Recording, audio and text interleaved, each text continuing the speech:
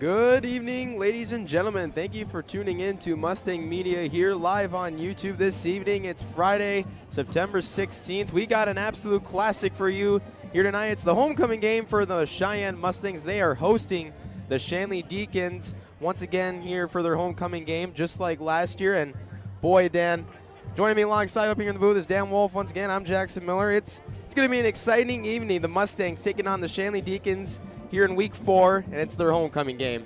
Absolutely going to be what should be looking to be like a barn burner of a game. We know these two teams met and had two great games last year, once in the regular season, once in the semifinals of the state playoffs.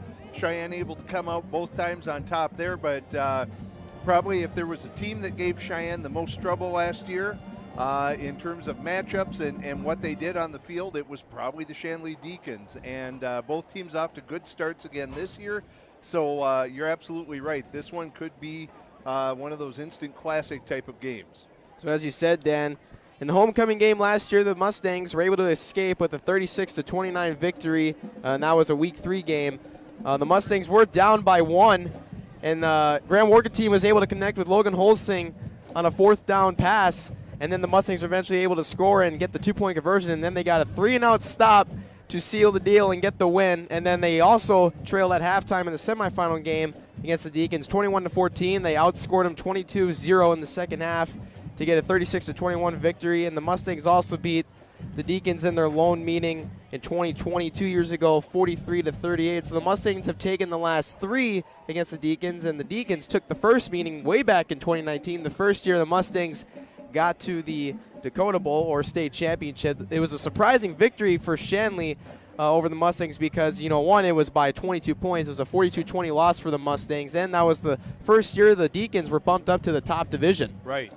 And like I said, this team just seems to, and that kind of how things work in sports. Lots of times there are teams that just seem to give you fits. Whatever it is they do, whatever they present to you just seems to give you trouble. And that homecoming game last year for the Mustangs to kind of salt that one away, it relied, as you said, on a big pass from Grant Workentine and a big 3-and-out stop. And then in that semifinal game, it was really kind of that ground game, that ball control game that Coach Newton likes to do so well, that really ground out that win in the second half. But as he pointed out, they were down at halftime. So if we've learned anything about sports, you shouldn't take anything for granted or be sure of an outcome before the teams actually take the field. So the Deacons, as you said also, Dan, they're off to a great hot start, 3-0 right now as they come into this matchup tonight. They defeated the Bismarck Demons 40-18. They beat West Fargo a couple weeks ago, 41-35 in a close matchup, and then they just absolutely blew out Fargo South. It blew them out of the water 49-0. So the Deacons are a hot team, and they're coming into this undefeated at 3-0. The Mustangs also coming off a dominant victory over Bismarck Century, a 41-14 victory. So the Mustangs coming into this one 2-1. And they were able to bounce back from that loss last week, from a loss that occurred the week prior to last week against Davies, which was 35-6, and everyone was shocked by that. Absolutely, and maybe that's the beauty of high school sports, but Shanley blowing out West Fargo the way that they did, but West Fargo having tight games otherwise. Sheyenne, dominant victory to open the season. Last week against Bismarck Century, a perennial power, and then to just seemingly have the tables turned on them at Davies. You never quite know what you're going to get in North Dakota high school football. So this is going to be exciting here tonight.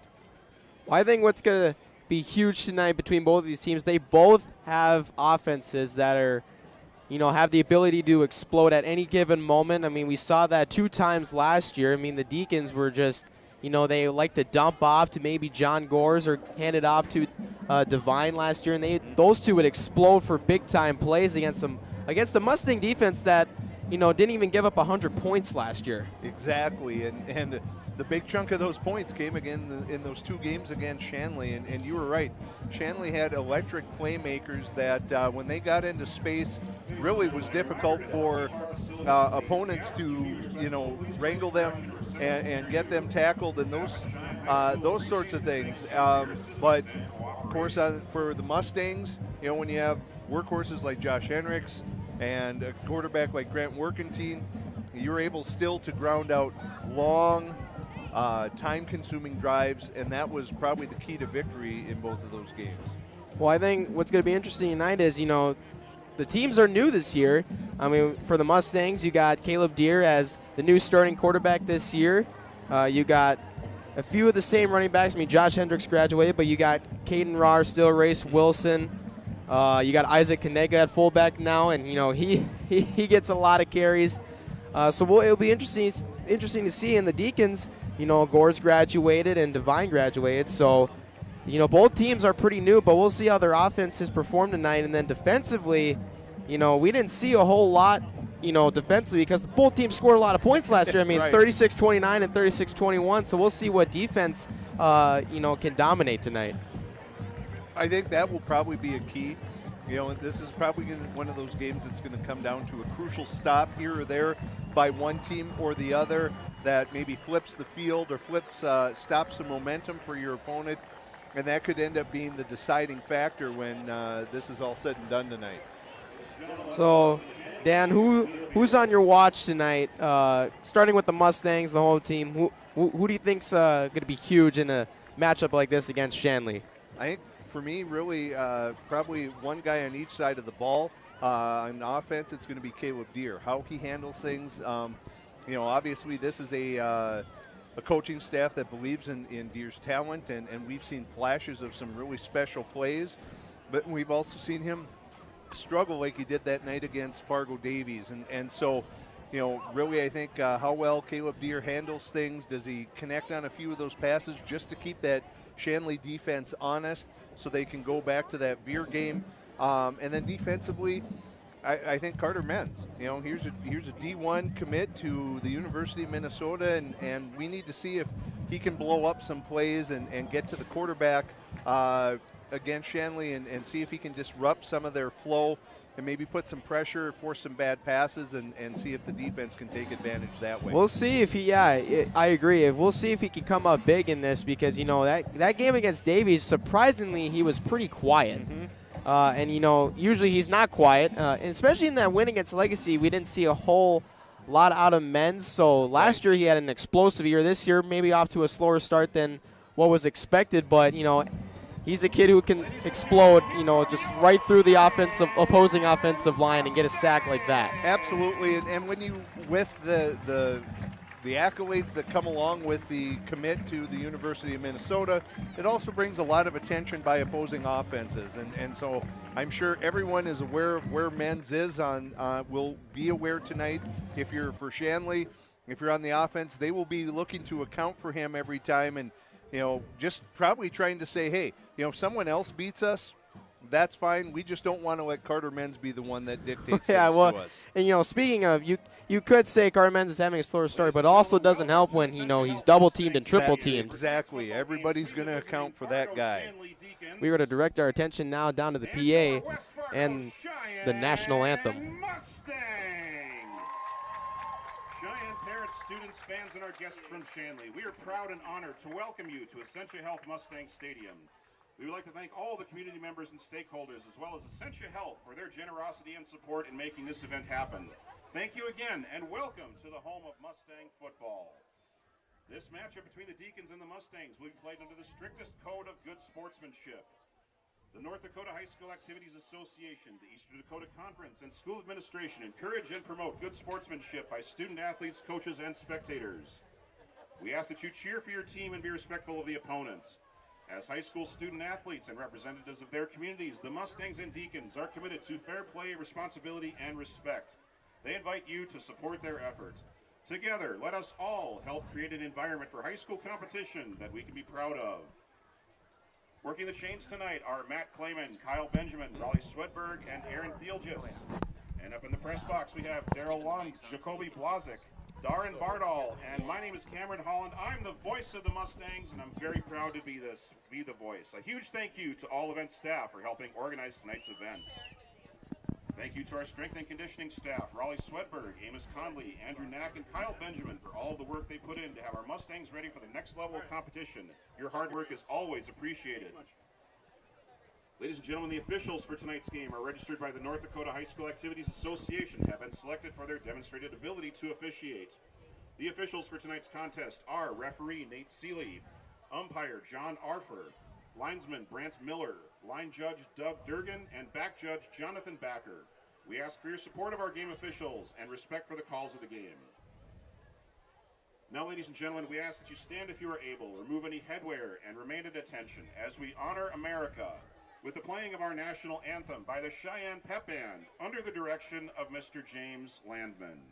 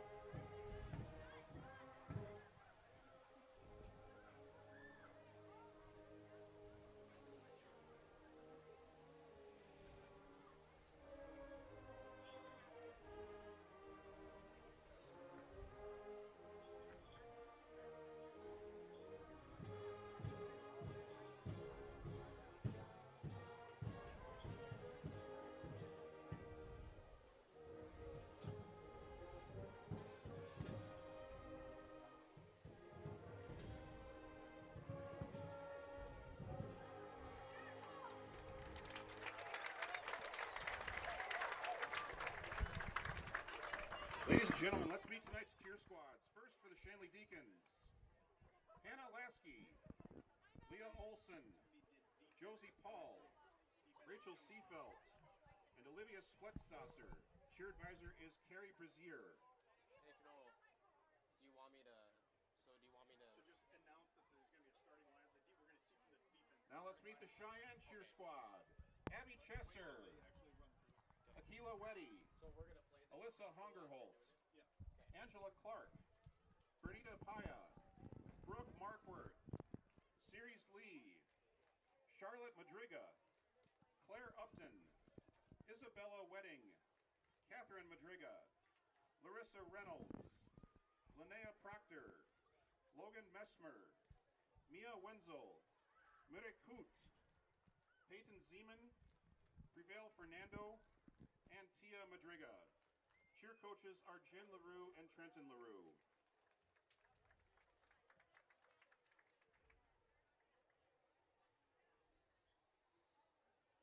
Once again, Cheyenne won the toss and deferred to the second half.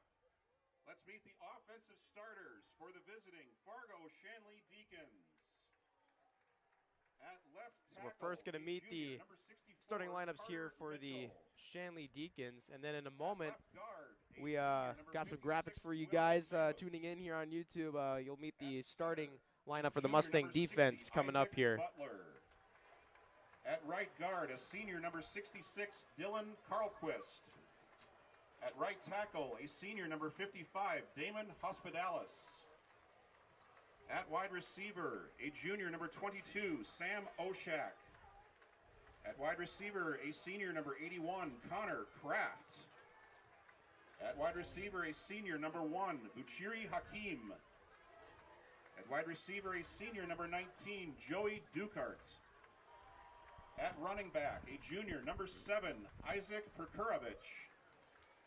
And at quarterback, a senior number 17, Michael Rosberg.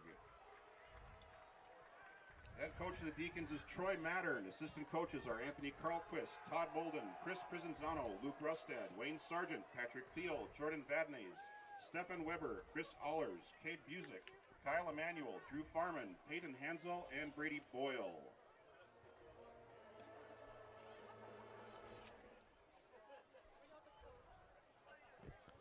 All right, folks, you are now going to meet the starting Mustang defense for tonight's matchup against the Shanley Deacons here at Essentia Health Mustang Stadium.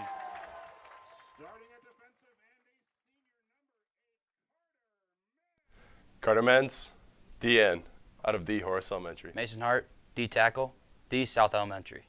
Ryder Weigel, nose guard, Freedom Elementary. Chase Otterson, D end, the Horace Elementary. Buzz buzz. Nick Renner, middle linebacker, the Horace Hornets. Buzz buzz. Ross Olson, linebacker, the Oak Grove Elementary. Kason Menz, linebacker, the Horace Elementary. Tosh Lichting, cornerback, South Elementary. Go Stars. Connor Matthewens the first, cornerback, the Freedom Elementary. Go. Noah Olson, strong safety, the Horace Elementary. Marcus Johnson, free safety, the Horace Elementary. Buzz buzz.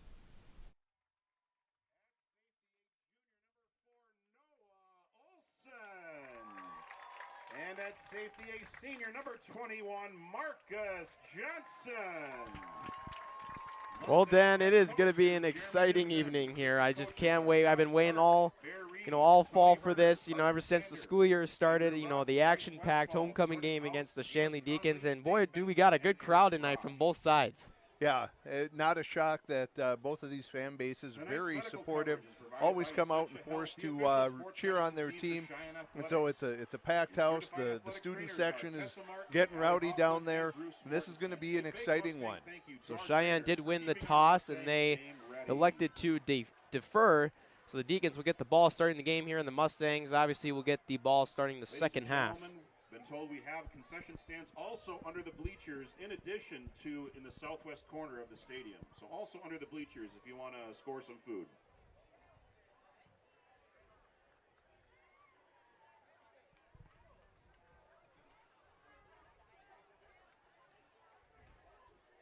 We are about to get underway here, folks. Week 4 of the North Dakota high school football season here. The Deacons 3-0, looking to keep their undefeated record alive. The Mustangs looking to extend to their record to 3-1. And we know that there's obviously, we know how big this game is for both of these squads, but some other big games going on around the state tonight as well. Every game's so important this year with the change in the formatting for the playoffs. So, teams can't afford probably this early in the season for Sheyenne to have a second loss. That's going to kind of diminish things in terms of playoff seeding and opportunities. So they're certainly going to want to get off quickly here tonight if possible. And here's a little pooch kick from Chase Sadlin to get things off. Number 5, Landon Meyer on the return. Landon Meyer on the return. Tackles made by number 26, Carson Wilkie, and number 22, Wyatt Smarja. Well, this should be a drier game, yes, than the last home outing for the Mustangs when the rain would not let up for much of that game. Yeah, that's what me and Aaron were talking about when we were calling that game against Bismarck Lacey. The rain was, a big factor in that. All right, first snap of the evening. Rosberg is the starting quarterback for the Deacons. That's going to be a pass, and that's what the Deacons can do. That's going to be a first down and move the chains on the very first play here of the drive. The Deacons, their passing game can be deadly if you don't contain it. You bet. Great job by Rosberg there, checking down, finding, I think he was looking for Akeem initially, checked down to the tight end on that one. And this is the type of offense that we know that Shanley can run and that gave Sheyenne problems at times last year. There's a sack. Rosberg sacked in the backfield that time. Ryder Weigel getting in on that. Only a loss of 1, probably fortunate there for Shanley. Rosberg flushed from the pocket and looked to make something positive out of it, but Weigel able to corral him and drop him for a loss of 1, bringing up 2nd and 11.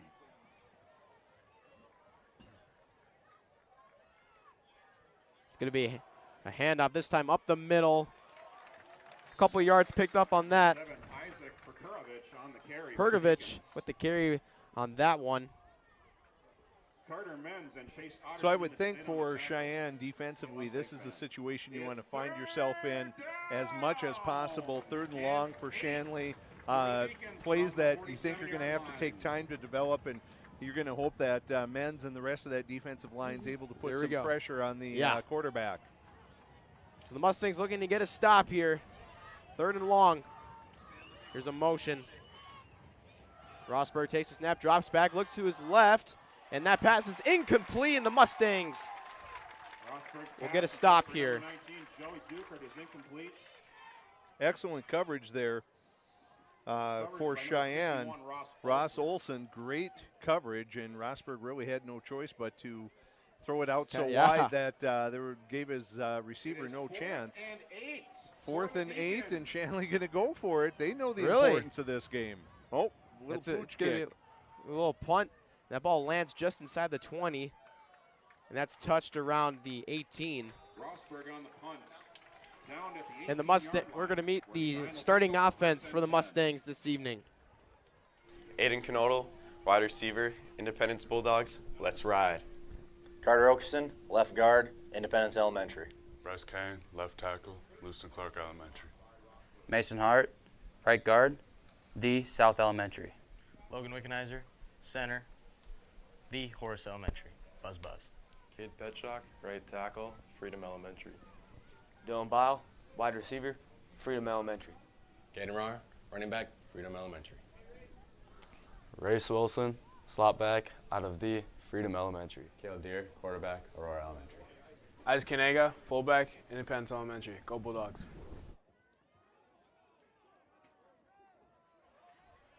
So the Mustangs pick up a couple on that first play. There's a run up the middle. Brought down by number 34, Adam Leininger. Adam Leininger with the tackle. 2 on the play brings up 2nd and 8 for Cheyenne. So 2nd and 8 here coming up. Mustangs were able to stop the Deacons in just 4 plays.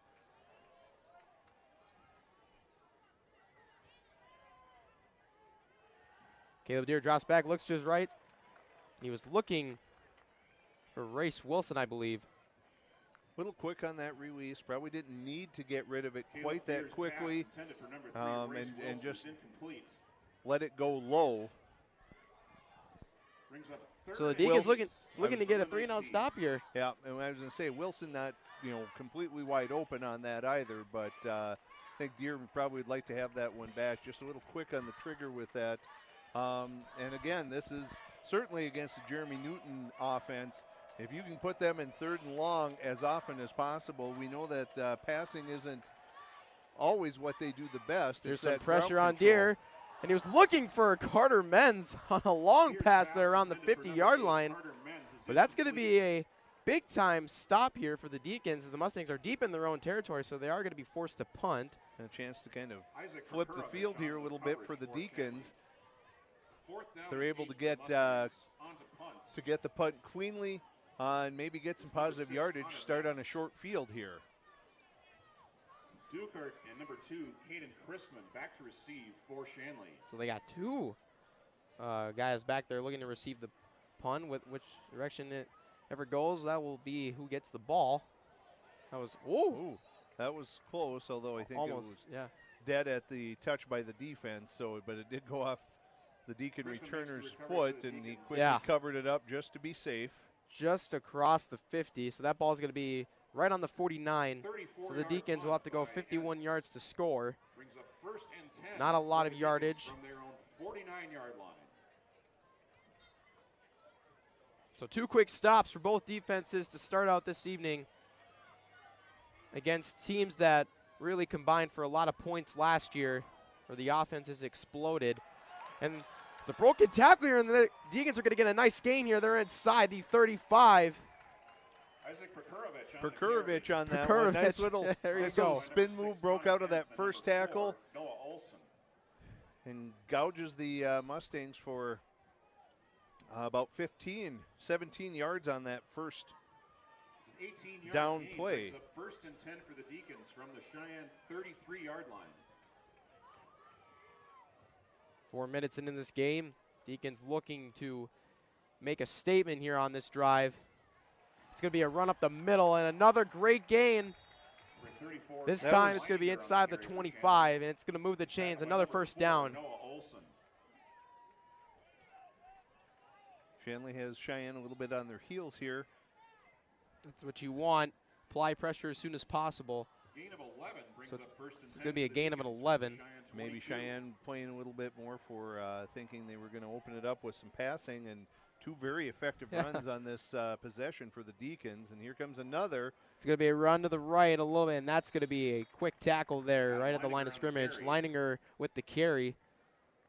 Brought down by number 8, That was Carter Menz. Menz, number 17, Chase Menz is Patterson. right there to make the stop. 2nd and 9 coming up here. Gain of 1 brings up 2nd and 9. From the 22. In between the 21 and 22 yard lines.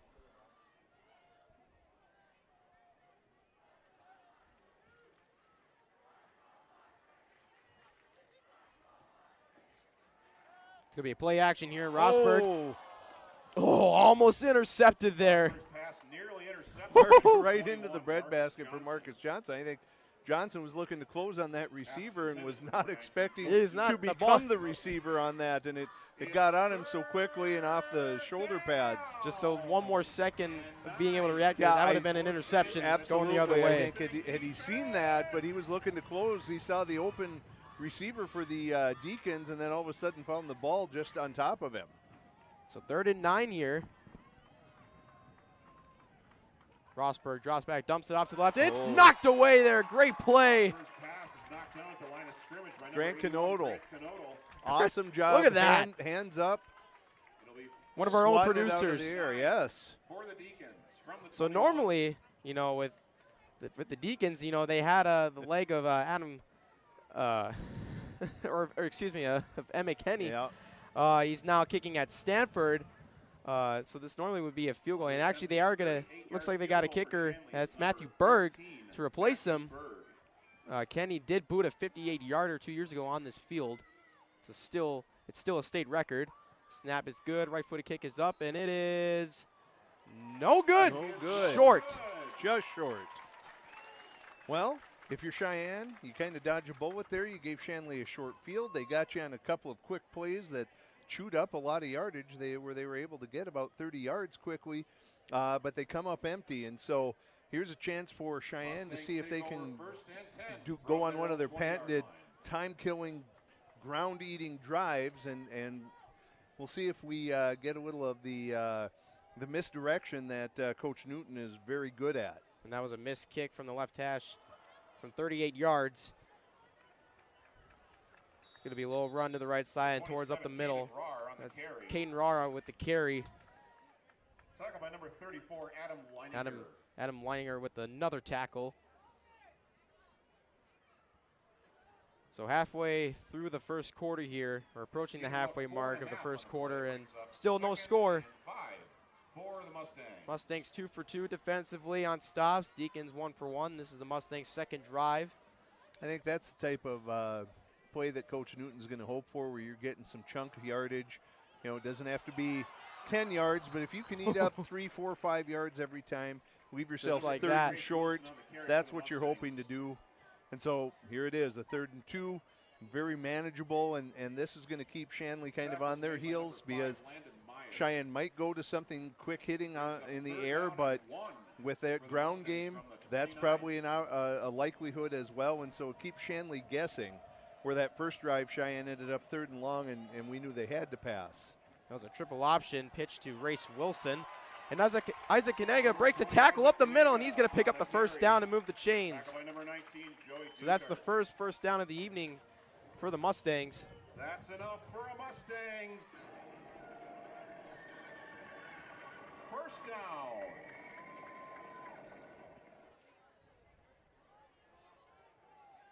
Here we go. From the 36, it's going to be a handoff to Wilson. Number 3, Ray Shanley clogged that one up all right, but Wilson still able to get about 4 on that, or 3. Number 56, Wilson. 3.5. So that's what Cheyenne's going to look to do is just nothing wrong with that. Ball control and eat the yards, eat the time. It was around 3.5 yards to be exact. So the ball's in between the 39 and 40-yard lines. 2nd and 7. This one's going to go to Kanega up the middle, and he has nowhere to go on that one. Number 20, Isaac Kanega on the carry. Shanley, good job of stuffing that one at the line. Adam Leininger. So this can bring up 3rd and a long 6 for the Mustangs, and kind of at that point in the field where maybe if you feel like you've got a play that you've drawn up, that you've been working on all week, or maybe you see that Shanley's tipping something defensively that you might try and go if you don't get it here. But I'm sure Cheyenne's going to look to see if they can get a good chunk of this yardage here and make that decision on 4th down much easier. Caleb Deere's going to roll out to his right. Oh, he's got him and wide he's got open. a man, and it's complete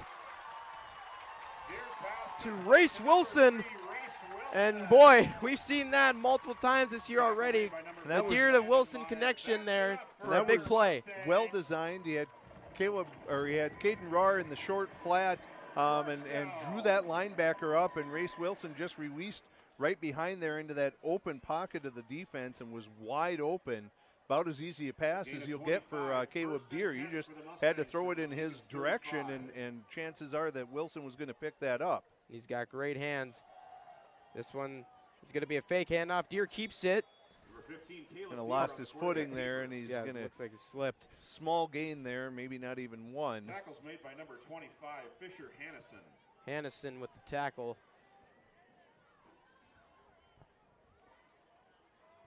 So no yards picked up on that. Fell right at the line of scrimmage.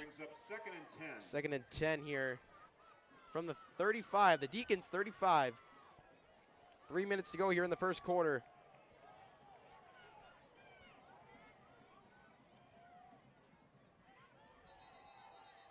And there's going to be a flag on that. False start, It's going to be a false start. This one's going to be 5 yards back. False start against the Mustangs. 5-yard penalty will make it 2nd and 15 from the 40-yard line. Don't see a lot of that out of the Mustangs. We don't really see a lot of penalties, especially errors like that. You know, you definitely don't want to let false starts become a habit, Dan, especially when it gets late in the game and shoot yourself in the foot. Yeah, absolutely. But, you know, this was a Mustang team that lost a lot of seniors off that offense last year, and you know, there always seems to be a little bit of growing pains with some of these young guys. This one's dumped off to Wilson, and not a lot. Oh, Shanley closed on that well on that one, and probably no gain on that either. It's going to be 3rd and long for the Mustangs. Tackles made by number 29, Jack Hollis, and number 14, So that false start did make this drive 5 yards longer, so it's going to be 3rd and long now. 3rd and 15. Wilson picked up no yards on that reception. So the Deacons can get a couple more stops here, as the Mustangs do go for it when they are in the other team's territory. Be huge, and Deere fumbles off the snap. He is able to recover and almost broke a tackle up the middle, so he picks up a few yards there. So it's going to be still going to be 4th and long. That was a smart play by Deere. You know, he picked that up and maybe would have had time to try and collect himself, but he knew better. He just got north and south, and he broke that initial tackle and almost slipped out of a second one. Got 5 of those yards back, but still, as you pointed out, Jackson, going to bring up 4th and long. 4th and 10. Excuse me, my voice cracked there. 4th and 10 from the 35. And Deere's going to roll out to his right. Gets rid of it, and that's going to be incomplete. Deere's pass intended for number 4, Noah Olson. He was looking for Noah Olson there downfield right around just inside the 15, and that was underthrown. So the Deacons do get a turnover on down stop here. And now the Mustangs are 0 for 2 offensively on their drive. So the Deacons will have an opportunity here once again to make the first strike and get the first score.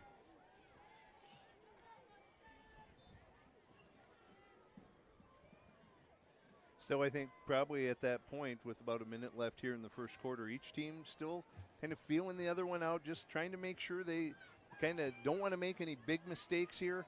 But I'm sure as the game goes on, we're going to see both coaches opening up their playbook a little bit more. And that's something I believe that snap got that the Mustangs that motion got the Mustangs. You know, that's something that Cheyenne did an excellent job of last year. That motion that they had drew multiple offside penalties. That's on, right. I do on remember opponents, that. and that shortened their drives considerably. It made life much easier for the offense, and little taste of their own medicine here is defenders respond to the movement rather than the movement of the ball. Another motion here by Petrovic. And now that one, I think we're going to get a false start. So an offsides and a false start penalty here. So that's going to be 5 yards back again. So it's going to be false start against back to first and 10, like we never did anything. We'll push it back to first and 10. First and 10 from the 35. A little over a minute to go here in this first quarter. Still no score between these two teams. So far, the only scoring chance of the evening was Matthew Berg's missed 38-yarder from the left hash.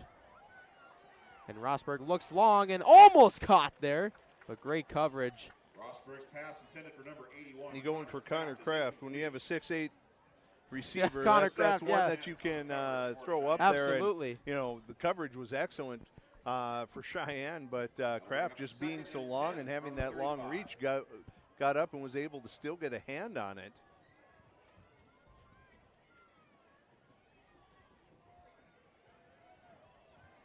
So 2nd and 5 here. I think that was it's going to be 2nd and 10. On the coverage there on the last play.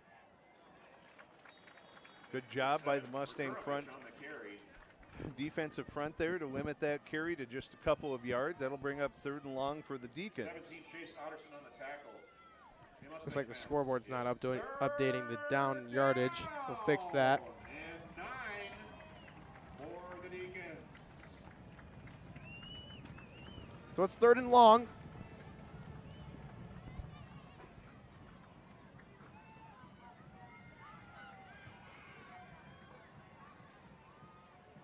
It's going to be 3rd and 9 here.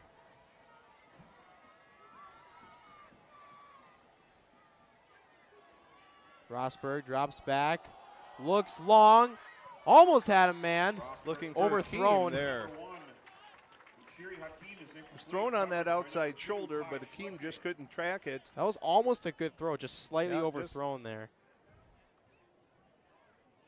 So 4th and 9 here. 4th and 8. Not 3rd and 67, but 4th and 9. Or 4th and 8. And this, I think, is something that's worth watching here. This is Shanley comes out in an offensive set, and then Rosberg does the punting. And, that's one of those things that if you're Cheyenne, if you get caught napping on that could get you. Oh, I'm sure Shanley's coming up, and they're looking for some kind of indicator.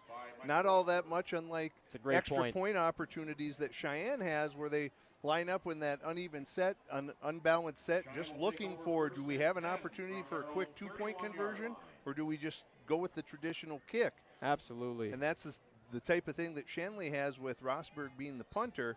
They set up in that standard shotgun formation, and he gets it off, or he could break free up the middle, or he could break free, or dump it off to a guy. Tuck it and throw someplace. So this could be the last play of the first quarter here, and it's going to go to Kanega up the middle. And that is going to conclude it for the first quarter. No score from the Deacons or the Mustangs. We are going to take a short commercial break here. We'll come back very shortly to start the second quarter. Mustangs 0, Deacons 0. Ladies and gentlemen.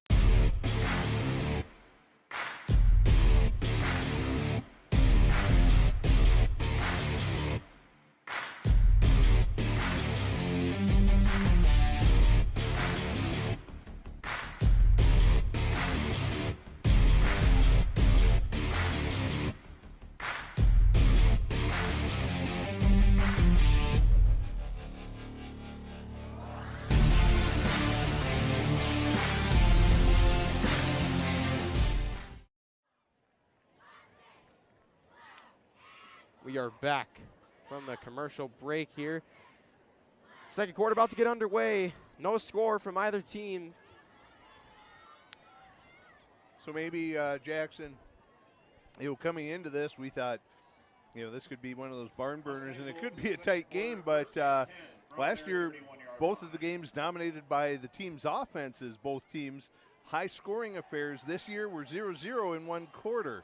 As Deere long pass there. He was looking for Wilson, probably his favorite target this season. Yeah, just it was out of bounds, but just about 2 yards out of his reach. And Wilson did have him beat using his speed. Their speed kills in this game. Second and 10, which makes this one 3rd and 10 for the Mustangs. So 3rd and long here. So the Deacons looking to get a 3-and-out stop here. Very defensively dominant game so far. Deere drops back again, looks to his right, looks for Caden Rahr, and that's dropped right through his hands. Rahr was able to get that right hand out, but a lot of pace on that ball and popped up. Probably Sheyenne fortunate that it didn't fall into a Shanley linebacker's hands. Yeah, there was like 2 or 3 Shanley defenders there. So probably getting off lucky here with an opportunity to punt. Again, this is going to give Shanley a short field once again. But so far, I've seen the Mustang defense come up with stops, despite that, despite good chances from the Deacons. We'll see if the Deacons can finally capitalize on this next drive here. Pretty good punt, and that's fielded right just inside the 40. It's muffed. Ooh, it went out of bounds. Kick is fumbled out of bounds. So that's going to be across the 45. Caden Chrisman, who had a little trouble handling that one, and fortunate he was so close to the sideline that the ball was able to just tumble out of bounds, and Shanley retains possession on that. That had been out in the middle of the field. That would have been a good old-fashioned fumble drill.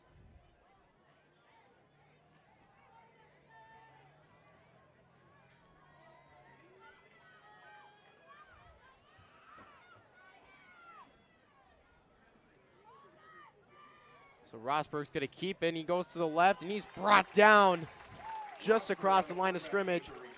Great job by Kanoto again. Stayed home as the Look at that. As the defensive end, didn't bite on that handoff, that fake handoff, and was able to corral Rosberg. So Grant Kanoto with the, knocking a pass away a couple drives ago, and now a big stop there just across the line of scrimmage. That's one of our producers for Mustang Media. And Jackson, just like Cheyenne's offense and that veer look and the triple option and those sorts of things gives teams fits. Shanley and their pro set and that spread look creates a lot of open space, and you've got to rely on individuals to bring down ball carriers, and that was a great job by Kanoto to bring it down on first, and here they were able to limit this to a short gain on second down with that pass. That pass was completed to Hakeem for a 4-yard gain. 3rd and 6 now. The ref's going to wave off the play and here. Troy Mattern must have seen something he didn't like, as Shanley's going to take a quick timeout here. We'll take a quick break as well. Mustangs 0, Deacons 0. We'll be back with 3rd and 6 coming up. In this place, we face obstacles like nowhere else. The clock, the trail, the hill, the challenge that's always waiting. When that challenge comes, we'll meet it together. Because it's your chance to show what you're made of. Tenacity, resilience, and the power to prove that the toughest competition comes from within. This is orthopedics and sports medicine like nowhere else.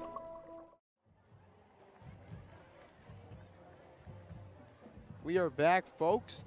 We want to take the time to remind you that Essentia Health is proud to sponsor Sheyenne High School's Mustang Media team and this broadcast. So 3rd and 6 coming up here for the Deacons. 10:37 to go here in the first half. Still no score from either team. Shanley going to line up in a 4-receiver set here. We've seen this pretty much all evening here when it gets to 3rd down and 4th down. Rosberg, play action, keeps it.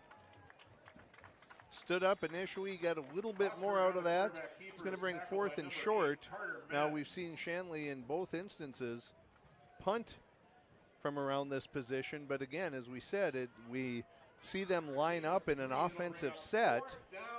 And so then the question becomes, are they going to go for that, or are they going to just go ahead and have Rosberg punt again? Sheyenne isn't buying that there's going to not be an attempt here, so they would give up the punt and the distance here. So the QB draw didn't work out for Rosberg last time. He catches that one low, but good great bounce. Punt there. Gets a great bounce inside the 10, and that's going to be in between these 6 and 7 yard lines. So great punt there. A little squib punt, or I don't know what you call that. A little line drive. Yep. And you know, like we said, Sheyenne betting there that they needed to keep that 11th defender near the line of scrimmage in case Shanley goes for it. And it was 4th and 5. It was 4th and 5. So, you know, Sheyenne making sure that they weren't going to give up the first down that way. And Rosberg just punts one down, gets a good roll, and pins Sheyenne deep once again. So that is actually just inches inside the 6 yard line. So the Mustangs are going to have to go around 94 yards on this drive. And that's going to start with a pitch to Wilson. Number 3, Race Wilson on the carry. He's knocked out of bounds by number 5, Landon Meyer. Landon Meyer knocks Wilson out of bounds.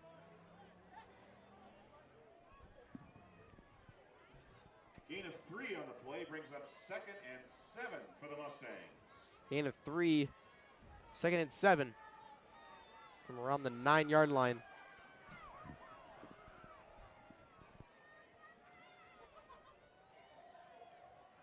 This one's fake to Kanega. Deer pitches it once again, and ooh, big tackle there. That carry is by Caden Rahr. Caden Rahr on the carries, tackled by number 14, Jordan Leininger. Jordan Leininger with the tackle that time, and boy, those Leininger boys, man. Well, and athletes.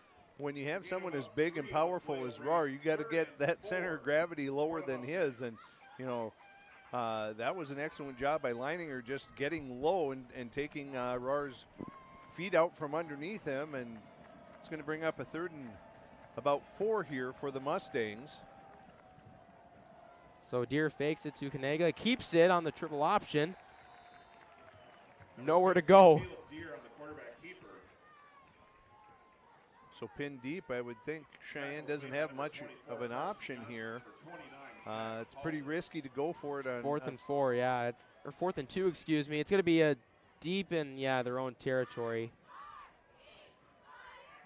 I mean, although Deer's running out to the huddle, so Coach Newton going to roll the dice here maybe early, or maybe a similar type of pooch kick, or maybe just see if they can draw Shanley off sides with a little motion. Yeah, there was Wilson was in motion there. That. This one's going to go to Kanega. Great first down run there by Isaac Kanega, and he keeps the drive going. And standing at 6'1" and 210 pounds, squats 515 pounds. That dude is, just Kanega lowered solid. Those shoulder pads and just drove, kept those legs churning, and able to pull out for the first down. As we approach the 8-minute mark here in the second quarter.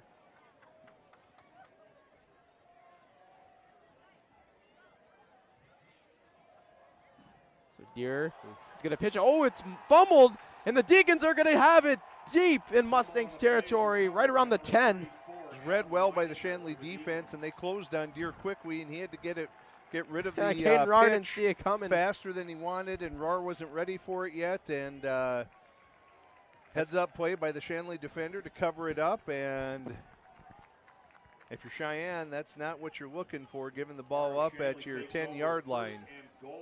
From the 9-yard line. So it's going to be from the 9, and this is going to be a big-time chance here for the Deacons. Just 9 yards to go. And that'll be the first score of the evening. 4 receivers set here. Rosberg hands it off to Perkarovich. Great job by Knodel filling there. Or, I'm sorry, no, that was Nick Renner. On the carries, tackled by number 51, Ross Olson. Oh, sorry. Ross Olson.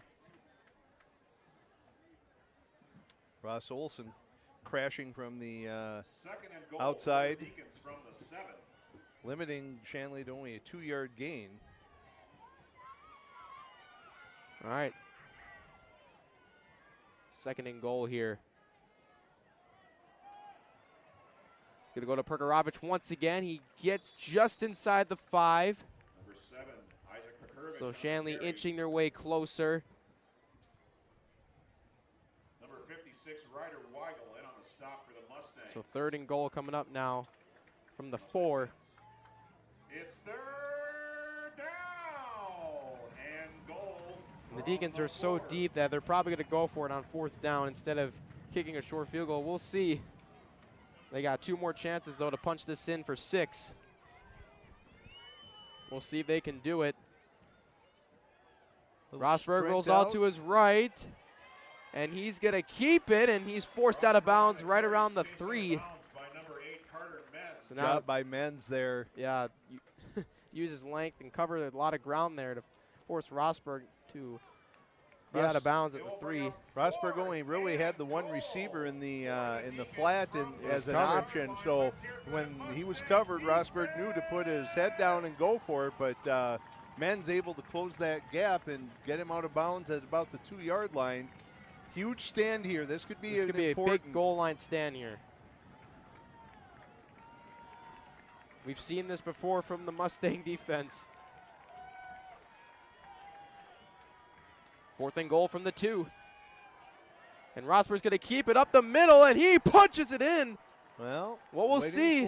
Looked like he got in. Rosberg on the carry. And they say he got in. And the Deacons are going to get on the board for 6 here. Rosberg with the touchdown run up the middle. And the Deacons strike first with 6.5 to go here in the first half. Number 13, Matthew Berg, is on to attempt the extra points. Really hard. Neither official could declare it a touchdown, and Rosberg popped up so quickly. So little conversation between the officials. They determined he was in. Berg tacks on the extra point. And the first score of the game goes to the Shanley Deacons. So Matthew Berg able to respond there with the extra point. 0 for 1 on field goals, 1 for 1 on extra points. And we'll see how the Mustangs can respond here.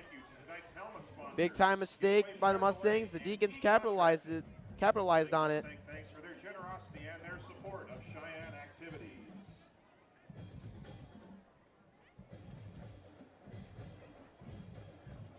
Mustang fans, Bellbank Mortgage is proud to support the West Fargo Sheyenne Mustangs. Rates are great, so if you're considering moving up or maybe even becoming a homeowner for the first time, talk to the experts at Bell. We'll make your home happen. Bellbank Mortgage, equal housing lender, go Mustangs.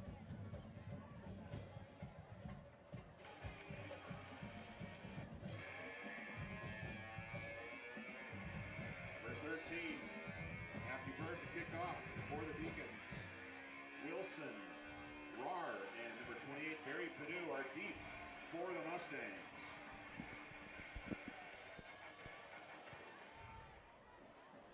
So here's the kickoff. It's received right around the 5 by Wilson. And he's going to get a great return here. Wilson breaks free, cuts up the middle, and he's across the 40, across the 50 into Deacons territory, and a great return there from Race Wilson. Holy cow, and the speed was just shown on that play, and Wilson gets all the way up to the 40. Well, this is going to be an opportunity, for 50-yard return. The entire game so far has been played on a short field to Shanley's advantage.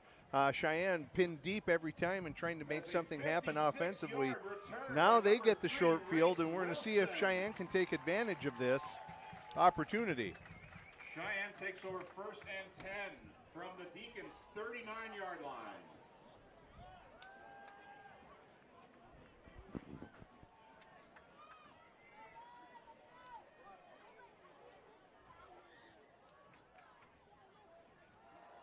So Deere hands it off to Pinu here, and he's going to see his first carry of the evening. Tackle made by number 25, Fisher Hannison for Shanley.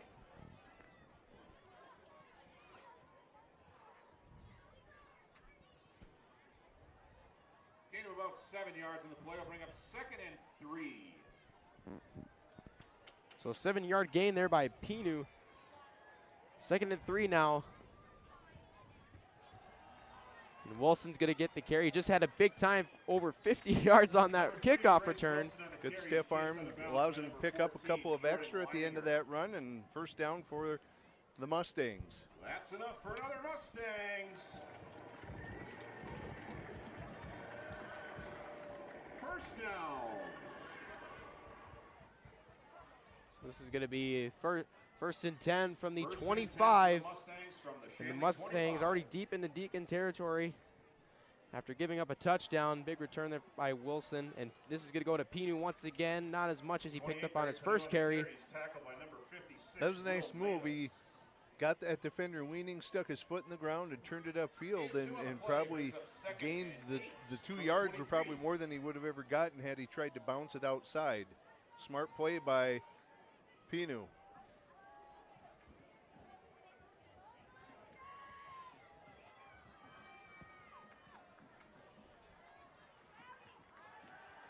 So play action here. Deere drops back. And pass is caught! And that is going to be, Knodel. Aiden Knodel Aiden Knodel just short. Fell on his backside about a half a yard short of the end zone. I think if you're Coach Newton, you're okay with that because he ensured that he got the reception. He didn't keep running. He had to come back just slightly for it. Held on. First and goal from the 1. That was NFL rules. That would have been a touchdown. He'd been able to get up and get in. Absolutely. It wasn't touched, but in college and high school, once you hit the ground, you are down. So Mustangs responding very well here. And this one's going to go to Kanega, trying to punch it in. And it looks like he's held up here. We'll see. Maybe about just half short. a yard, yeah. Woo. So second and goal coming up from inside the 1. That what was a nice catch touch on that pass by Deere, Yeah. just over the outstretched hand of the Deacon defender, and great concentration by Aiden Knodel to pull that in and not let that Deacon defender's hand get in the way. What a catch by Aiden Knodel. We'll see if they go to Kanega once again here. Wouldn't be surprised if they do, and yes, they do. No, and Deere keeps holds on in, to it. fakes the hand up to Kanega, and Deere punches it in for a rushing touchdown. The new QB1 there, getting the first touchdown for the Mustangs here in the homecoming game against the Deacons. Well, and they respond very quickly as there. I mentioned, obviously all set up by Race Wilson's kickoff return, but Shanley had the good fortune of having a short field all of the first half to that point, and Cheyenne finally got a short field, and they were able to convert. So Chase Allen with his first PAT attempt of the evening. Snap is good, right footed kick is up, and it is good. And we are notched up at 7 apiece. And boy, what a statement there. Less than a minute and a half. Wilson with the big, 50 to 55 yard return there. And the Mustangs were able to have a fluid drive there to notch things up, and that was huge. Very efficient on that drive.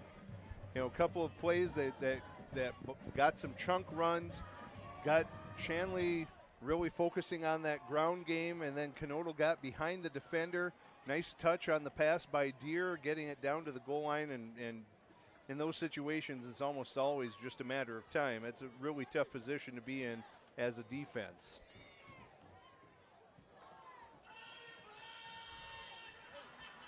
Number 36, Chase Adlin to kick off for the Mustangs. Number 19, Joy Duker, and number 22, Sam Oshak are deep for the Deacons. So 7-7, folks.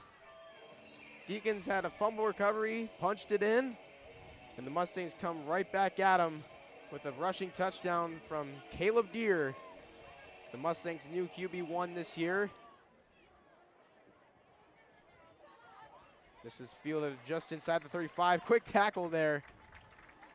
Number 5, Landon Meyer. And Landon Meyer on the tackled by number 10. Receiving the kickoff there. Not a lot of room to go on that return.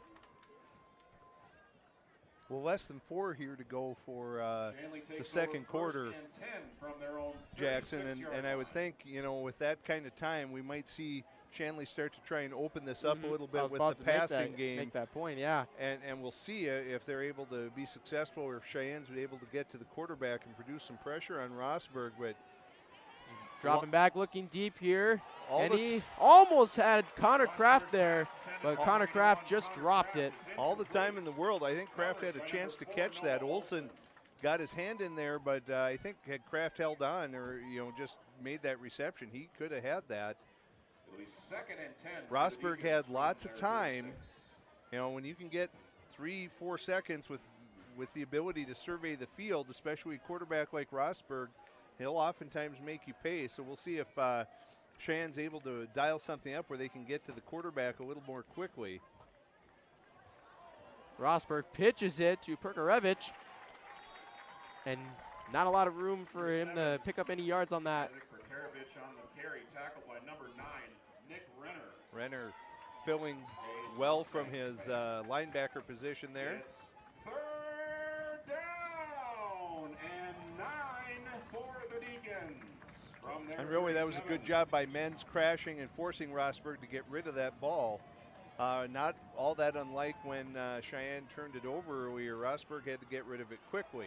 And he's going to drop back and dumps it off to Adam Leininger. And big time tackle there from Nick Renner. And he's fired up about that one. On the carries, decked by number 9, Nick Renner. And Adam Leininger is not an easy kid to tackle. I mean, he's got plenty of size on him, but boy, Nick Renner does too, and he was able to win that one. 6 for the Deacons from their own 40. Champion weightlifter there. Nick Renner is the only kid in the school in the 1,000-pound club for weightlifting here at Sheyenne. Rosberg punts it. The Mustangs are going to get it back. And Entz is going to let that one go.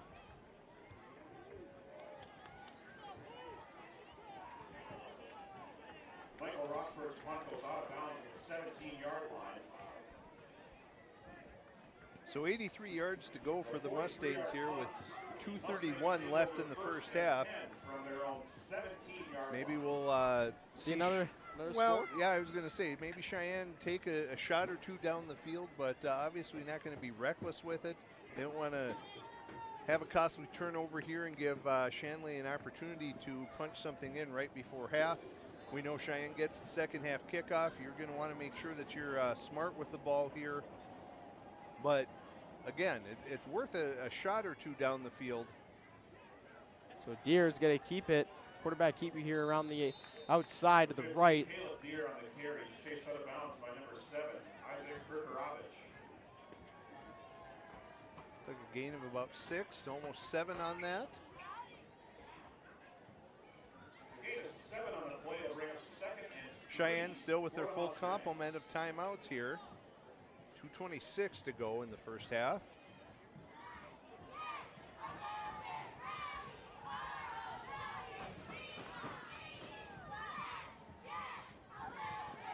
And Deere's going to keep it again.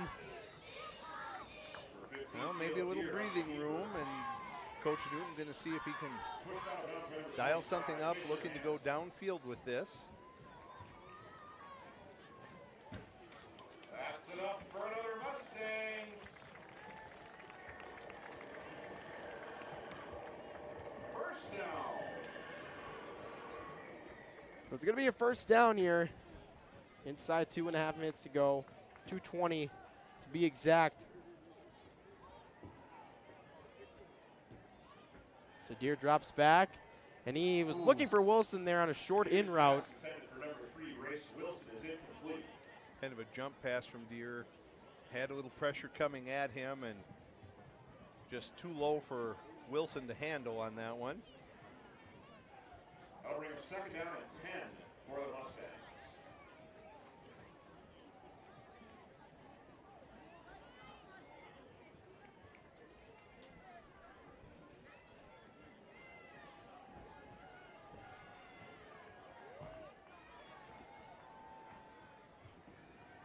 Caleb Deere dumps this off to Wilson. He catches it this time. Wilson spins out of 2 defenders there.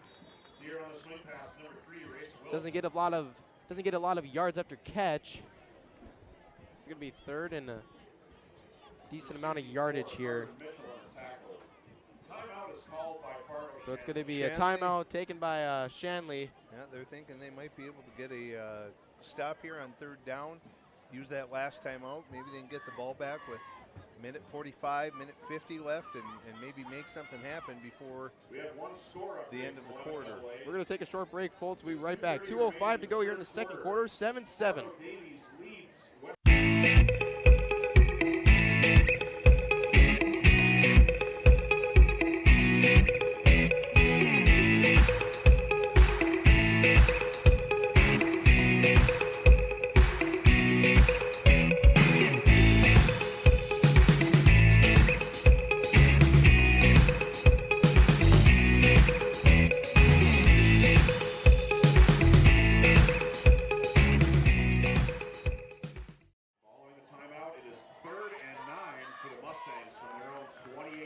Back.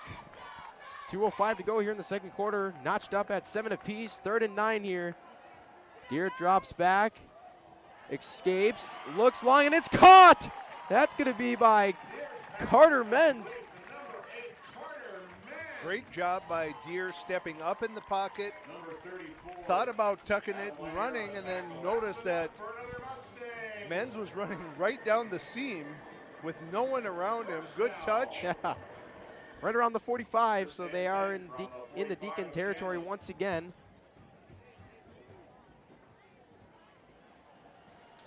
And Deer's going to keep it this time. Cuts back up the middle and cuts back again, and Deer escapes a great cut, and he's pushed out of bounds right around the 20.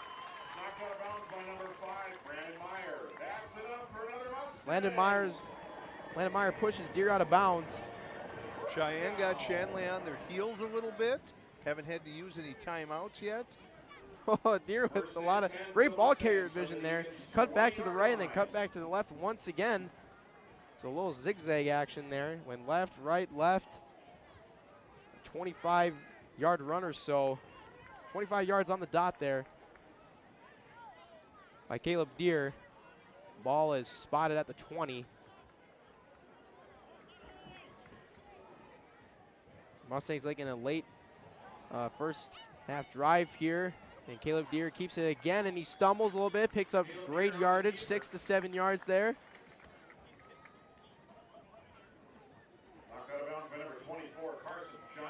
Carson Johnson knocks Deer out of bounds. Mustangs trying to convert a little 2-for-1 action here. Maybe get a quick score right before the end of the first half, and then they get to start the second half with the ball. Ball on the 13, 1st and 10. Oh, no, second and about 3. But still a minute 27 and 3 timeouts for the Mustangs.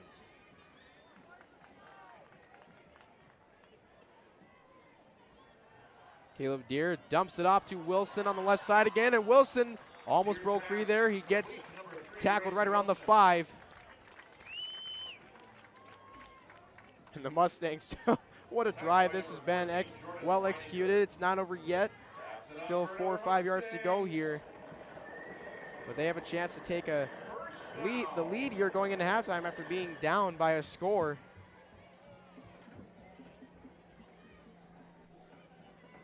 First and goal from the 9. We'll see if they can do just that.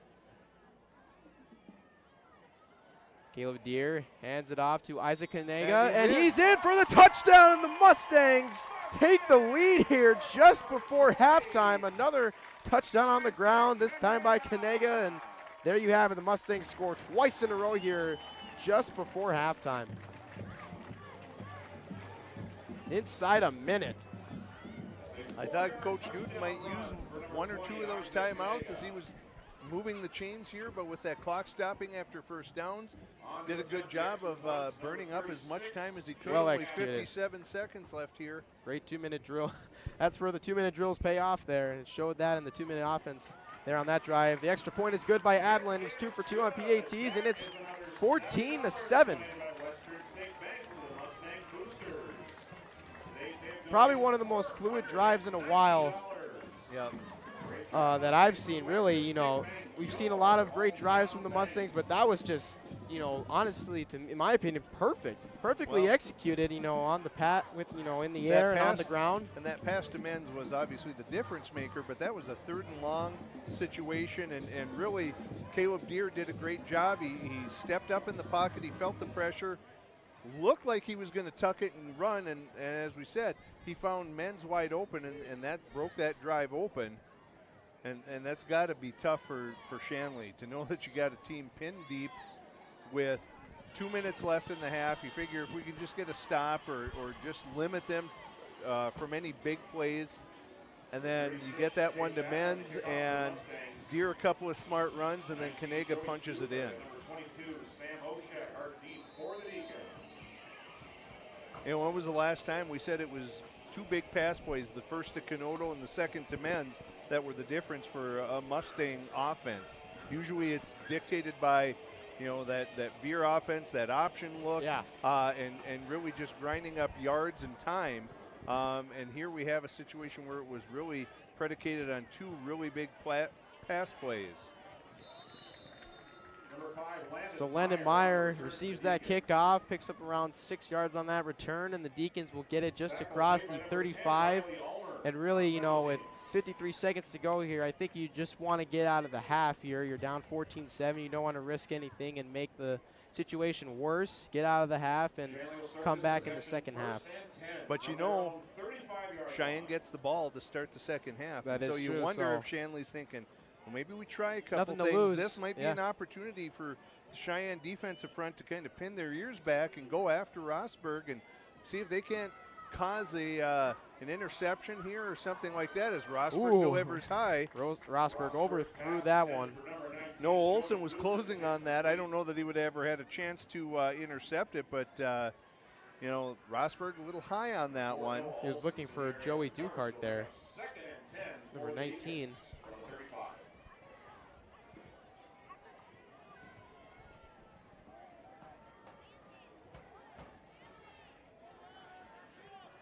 Rosberg drops back again, almost sacked. Is forced to throw it away and get rid of it. Smart job when you have Carter Menz bearing down on you. It's probably best just to get rid of that ball.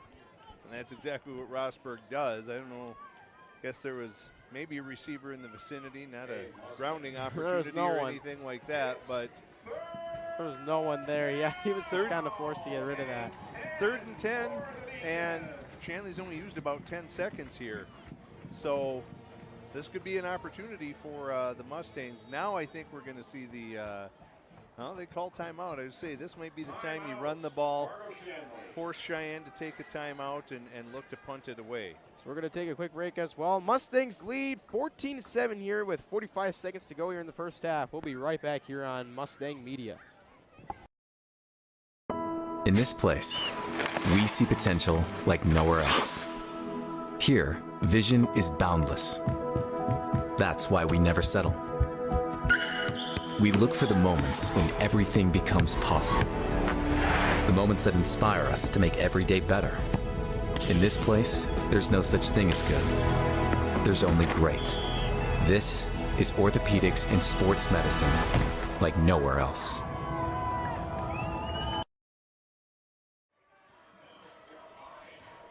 Do you know where Jacob went? Where did Jacob go? Oh, okay. Yeah, I figured. Mustang Media wants to take a few seconds to remind you that Essentia Health is the premier sponsor of Mustang Media. Essentia Health like nowhere else. So 45 seconds to go here in the first half. Mustangs were down 7-0. Were able to get 2 scores in a row. 14-7 now. Mustangs in the lead. And that was intended for Hakeem. Schlichting in good position there. A lot of hand fighting going on between he and the receiver, Hakeem, but no call and just out of his reach. So that brings up 4th and 10 for the Deacons. Now they've gone to that short little squib pooch punt, the quick punt from Rosberg prior to this. And that looks like how they're going to line up again. No punter in a deep position. 4th and 10, yeah, it looks. Sheyenne not sending anyone deep for this one. They're just going to let it go and So that's going to be right around inside the 15. It rolls back towards it, so that's going to be at the 15-yard line on the dot. Now I think if you're Coach Newton, you take want to the get out of it. Get out of there. You know you have the ball second half. You got to feel good about the way you finished. It was a little bit of a slow start as each team was kind of seeing what the other one had to offer, but great job by the Mustangs this first half.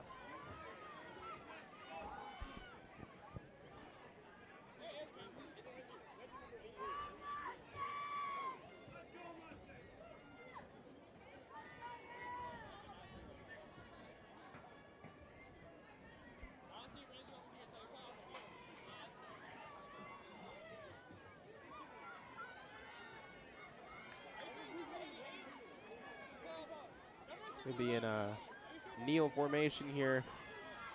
Caleb Deere's going to just take a knee and run out the clock here to end the first half. And the Mustangs are going to go into the halftime break with a 14-7 lead here over the Deacons. Great first half from both sides. Mustangs are just able to be the team that's on top here so far. But, boy, what a first half that was. And I'm excited to see what's to come in the second half. Absolutely, as we said, you know, really predicated on those two huge pass plays, first to Aiden Knodel, second to Carter Menz. That was the difference for Sheyenne in terms of being able to convert and put those two scores on the board. They'll get the ball to start the second half. Both coaches going to go in and see what it is they can do to tweak offenses and defenses in the huddle, in the halftime meeting and come out and make those adjustments for the second half. We're going to take a break, folks. We'll come back with an interview with our homecoming king and producer for Mustang Media, Jacob Fisher. We'll be right back. Stay tuned for that, folks. Mustangs lead 14-7 here at halftime.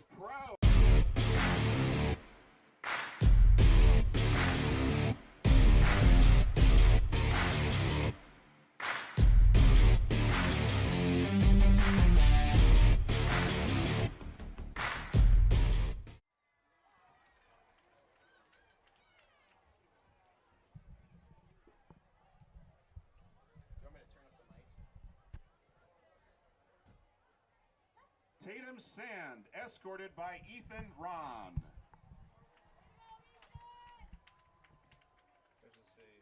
Mia Jarvis, escorted by Zach Mosier.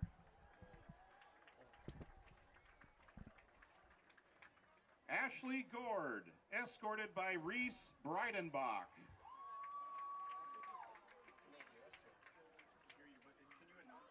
Madden Irie, escorted by Isaac Pinega.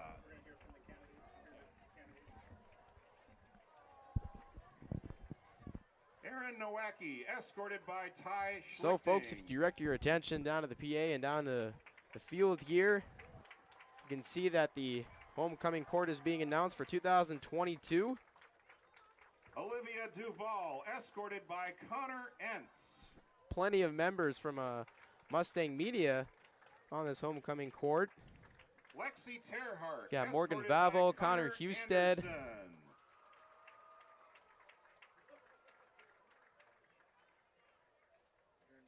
Chloe Brown. You got Aaron Nowacki as well. By Carter Menz. Ethan Ron as well. He's a new member of Mustang Media. He's going to be doing a lot of drone stuff for us. Homecoming king, Jacob Fisher. And there's our homecoming king being announced, Jacob Fisher. Queen, Lezica Pinu. And Lezica Pinu, or Pinu, excuse me, is being escorted there by Jacob. Ladies and gentlemen, she is the homecoming queen for 2022 here. 2022 Mustang homecoming court.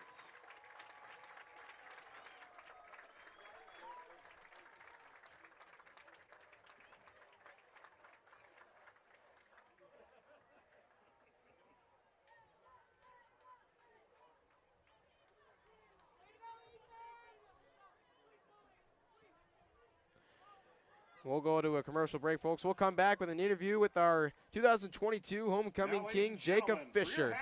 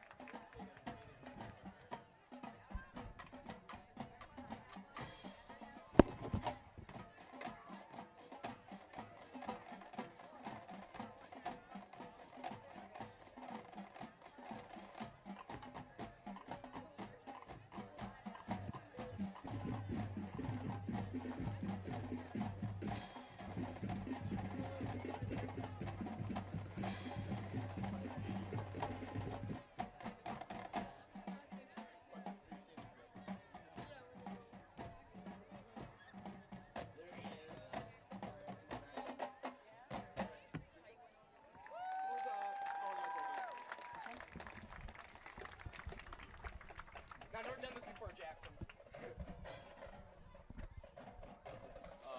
Actually, here, go on this one. Okay. We'll turn you up because you're number 3.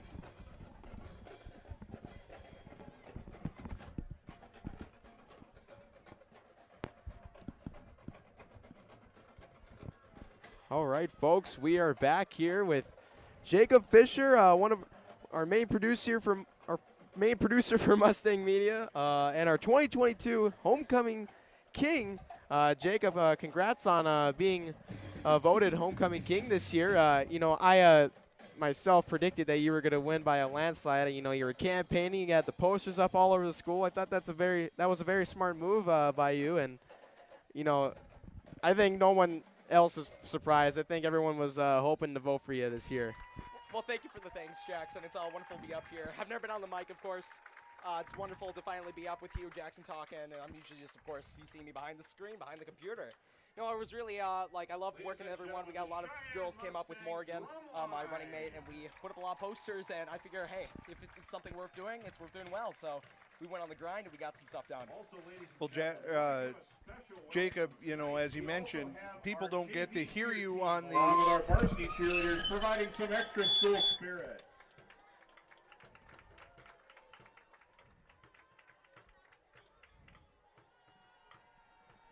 So sorry about that, folks, but I was just mentioning that Jacob, folks don't get a chance to hear you on the mic or the broadcast, but you are a super important part for what Mustang Media does and what we represent to the Mustang community. Was it a shock to you then being announced, knowing that you had won? Oh, well, I think it's always can be a shock if you're not. If you're against 10 very qualified people, very awesome people, it's always going to be a struggle to be able to be with the best of them, and I feel like that's the same for high school football. We're seeing that right now. We're getting a really good matchup, of course, here with Sheyenne and Shanley, so that's been a good match. It's been the same thing with being homecoming candidate, then homecoming king. We got to meet a lot of fantastic people, make a lot of friends. It's always been a struggle, but that's anything for candidacy and for a sports game. So, Jacob, with all the things that you do for us here at Mustang Media, being a senior, have you given thoughts about what your future is going to look like? What types of endeavors you might pursue in college, or picked a college, or anything like that yet, or are you just basking in the moment? Well, let me just say that I love doing here everything at Shine Mustang Media. It's a very CT experience built by design, of course. We're all students here. Jackson Miller, of course, is a student. We got many other students here getting CT credit or getting school hours just volunteering to be able to make a better product. And with that, with my co-founding with that, along with our cameraman right now, Aaron Knodel, we are able to create a fantastic program that enabled kids to learn about business, marketing, graphic design, and that's a lot of my passions. We got a new scoreboard up today. There's been a few mistakes. Sorry about that, guys. But it's been looking fantastic. Really excited to keep that moving. And yeah, it's been my passion. It's been what I love doing, and I'm looking to go for college to that. I've seen a lot of cool colleges so far. I recently traveled out to Washington University in St. Louis. It's #2 in marketing in the nation, one of the #4 business schools. I'm on the grind. Look at you. Yeah, Jackson Miller knows I'm constantly doing AP classes. He sees me, he walks into Cole's office, he's like, oh, this kid needs to go home or get a life. And I'm like, I agree. Well, Jacob, congratulations, a well-deserved honor for you. And, for those of us, we see all the work you put in around here. And I wish there was a way for the folks that tune in and listen to Jackson and I just talk about a game, understand all the hard work that goes in behind the scenes and the things that you and the other producers and camera people do for us. We really appreciate it, and we wish you the best. Congratulations again on being the 2022 Sheyenne High School Homecoming King. Well, it's an honor. It truly is, and thank you for everyone for voting for me, and thank you guys for commentating these wonderful games. Hopefully it's a good one tonight. So that was Jacob Fisher, Sheyenne High School Homecoming King. Boy, does he put in a lot of hours for us here at Mustang Media. I mean, you guys, this kid has really, put in so much work. I mean, the amount of hours is just insane. I mean, he's put in over 200 hours, if not more. I mean, literally more than that, because this kid's work. I mean, I've seen it myself. After school, he's constantly working, with what we do here, like this, with what we do in the streams, and updating everything. And I was impressed by the new scoreboard that you guys can see on the screen tonight. It looks really realistic, and Jacob is, one of the main reasons that we are able to do this. He's very smart with technology, and even when things go wrong, he always seems to find a way to correct it. So we're happy to have Jacob here. I concur with you, Jackson, with doing some coaching here at Sheyenne. There's lots of times I'm here after school during certain parts of the year, and who's the guy I see sitting here in the Commons after school? Most Jacob, nights man. is Jacob Fisher. Dude and puts in so much work in I the tell classroom. him, I said, dude, go home. It's okay. The day's over. But he said, I got stuff I got to take care of. So got a tremendous work ethic. He's very disciplined to stay ahead academically. Really, really good grades, and those AP classes, and he's going to go to a very good school, and I believe Jacob's going to be a very successful person in life, and I can't wait to see what he does in the future. Absolutely. So we got a second half here, Jackson. That game that's tight. Let's get back to football. 14-7. Sheyenne capitalizing on two big offensive pass plays in the first half. That led to 2 touchdowns, one right before the end of the first half, and that gives them the lead. And we know they're going to have they're going to be receiving the kickoff here. What do you think? Any adjustments that either team might have talked about in the locker room during halftime? Well, I'd say with Shanley, they're not in a bad spot right now. It's 14-7. I mean, it's not like you're getting blown out or anything. Obviously, it's a one-score game. You got the first touchdown of the evening. You just let up a couple scores there that, capitalized against you. But, I'd say for them, they just got to continue to be aggressive on offense and get stops on defense, because their defense for the majority of the first half did really good on that. And for the Mustangs, I'd say, don't take your foot off the gas pedal. You've scored 2 touchdowns in a row, and I'd say just keep it going and keep applying pressure to the Deacons and, really wear them out, because we've seen that last year especially. The Mustangs, when they pound it on the ground, it really wears defenses out, and, when they finally do go to the air, they're able to, get a big play off of that. And we saw that in the first half here tonight. We did, and I was going to mention that, Jackson. For the Mustangs, I think now it's time to turn it over to the guys in the trenches, those offensive linemen, and see if they can control the line of scrimmage the way we've seen teams in the past for the Mustangs do. And if they're able to control the attack in the second half, they should be successful. I think this is probably going to be a pretty big offensive or defensive series for Shanley. You're already down a score, and if you let Sheyenne tick off one of those long, time-eating, time-consuming touchdown drives to be down 2 scores. We know Shanley's got quick score capabilities, but you know what? You don't want to get down by 2 scores to the Mustangs. Yeah, because then they can stretch that to a 3-score lead and a 4-score lead and so forth. Caleb Deere's going to pitch this to Rar. He cuts back to the left, and he's going to be tackled right around the 25. Great gain there. Great cut. Put his right foot in the ground and got the Deacons to over pursue to the outside, and he cut it upfield. And excellent gain there. So 3rd and 4 coming up here. From their own 26.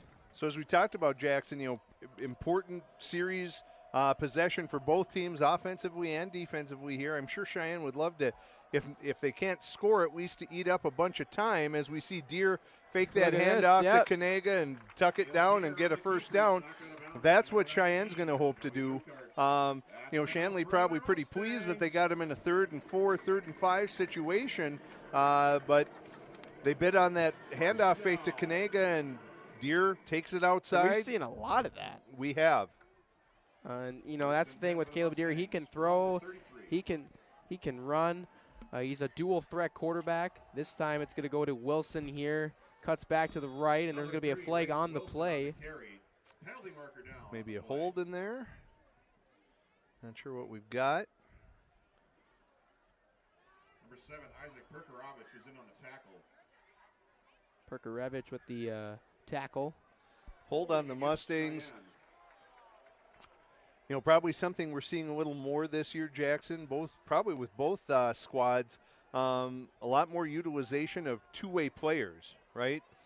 Last year I don't think we saw that quite as frequently, but as we see Carter Menz coming in right now, we know that Menz is playing a little more of of a two-way role. Perkarevich there with the stop on that handoff, and he's the main running back for the Deacons. So certainly we're seeing that both squads utilizing their athletes on both sides of the ball. So Deer's going to keep it. Cuts back to the left. Great juke there. Gets tackled right around the 27, 28-yard line.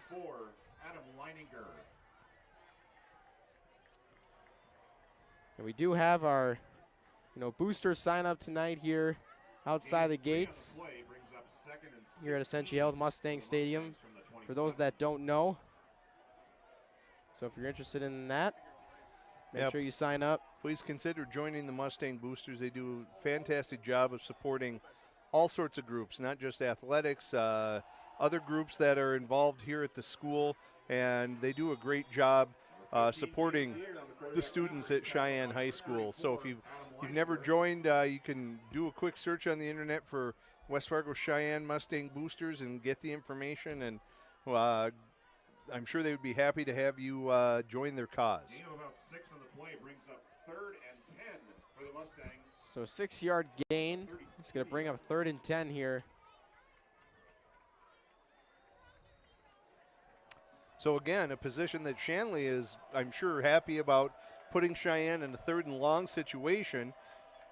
Cheyenne able to convert last time. This time they're going to go to the air, a little underneath screen, a little bubble screen to Wilson. And he breaks, almost broke free there.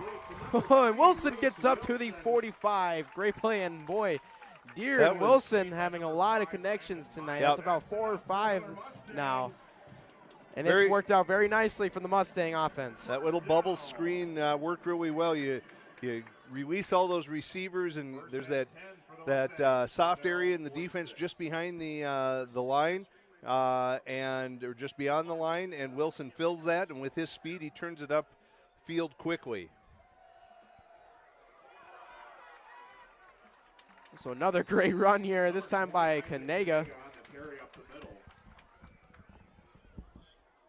Initial stop is made by number 5, Landon Meyer. Landon Meyer with the tackle. On the play, bring up 2nd and 2 for the Mustangs.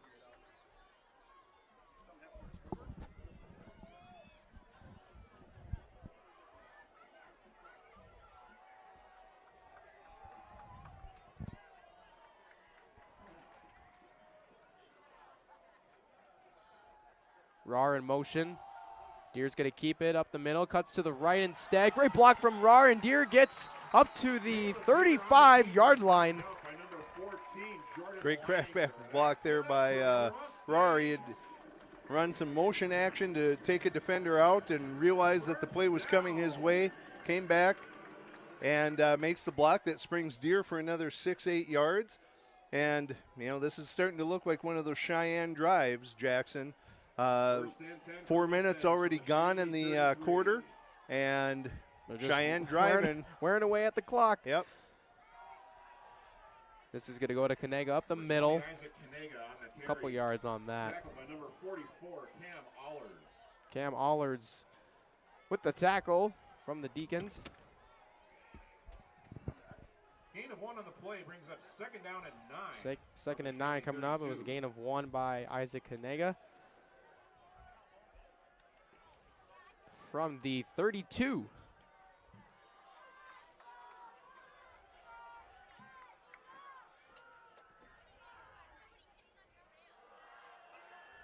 Deer's going to keep it on the triple option here. And he gets inside the 30. Thanks, smart play there by Deer. He had the pitch, but working on the short side of the field, there was really nothing there. And he just opted to give a little fake and tuck it under and go upfield. And he's going to get about 5 yards out of that, and then that's going to put Sheyenne in a 3rd and manageable position rather than that 3rd and 10, 3rd and 9, 3rd and 8 sort of situation.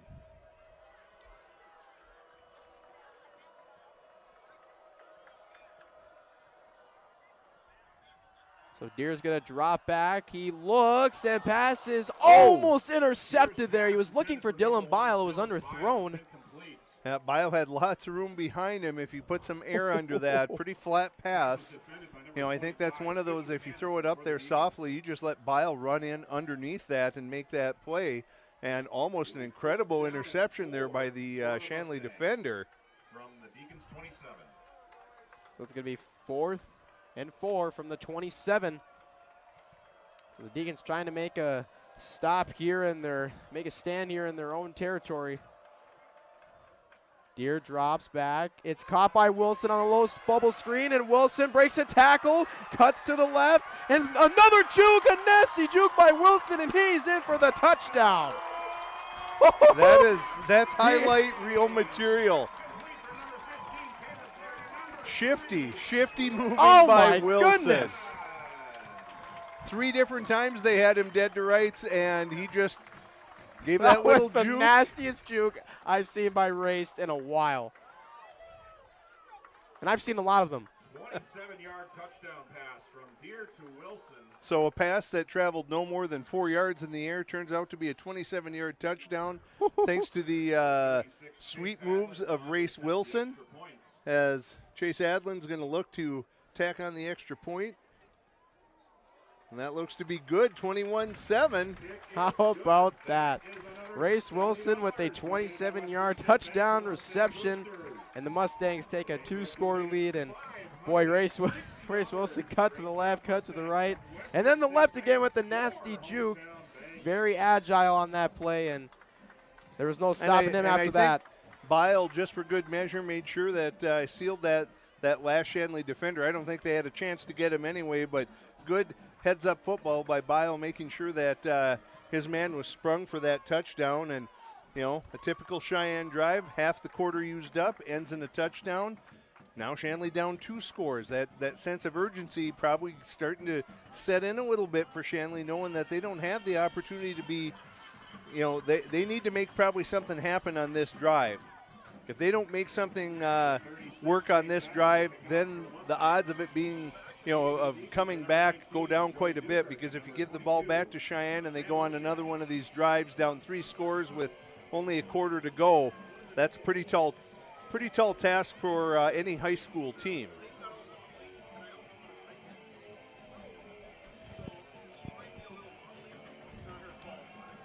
Adlin set to kick it off here. Another little pooch. That's going to be received just behind the 25. A little juke there. It cuts back to the right.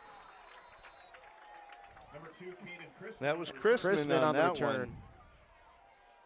Saw Landon Meyer, the receiver of some kicks like that throughout the second quarter, but that time Chrisman gets some good positive yardage on that, gets Shanley out to their own 41.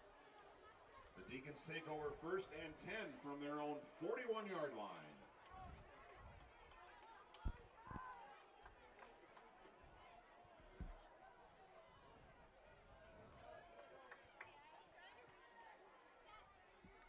All right, we'll see if the Deacons can respond. Rosberg is looking that was to Chrisman. For Chrisman, I think, wishes he had that one back. It was a little behind him, but I think Chrisman would probably say that's a pass he should have come down with. You know what to say. If it hits your hands, yeah, you had an opportunity to catch it. And Chrisman's a phenomenal athlete himself. Kid can jump out of the gym. Very strong as well. So Rosberg's going to keep this up the Nifty middle. Little run. He great picks his run. way through there.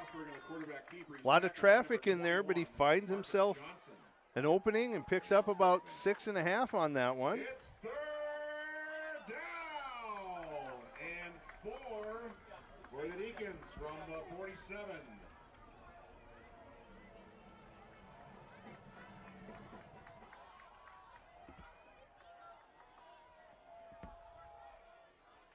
.540 to go here in the third quarter. 3rd and 4 coming up here for the Deacons. They are down 2 scores. A score would be huge here to get back in it. Rosberg drops back, looks to his left, finds Dukart, and he drops it. Or looking for Dukart and just dropped it. Joey Dukart, wish he could have that one back. He was wide open. He had him, and it just bounced off his hands. And that would have been a huge play for the Deacons. Just, yeah, oh man, there was no one around him on that. This might be the time that Coach Mandarin decides it's time to go for it. They could go for that quick punt again by Rosberg, but they're able to draw Cheyenne offside. Look at that, and that's going to be a first down. That's the second time tonight. And Cheyenne coaching staff not going to be happy with that. Especially, you can't do that on 4th and 4. No, that's... First down for Fargo Shanley.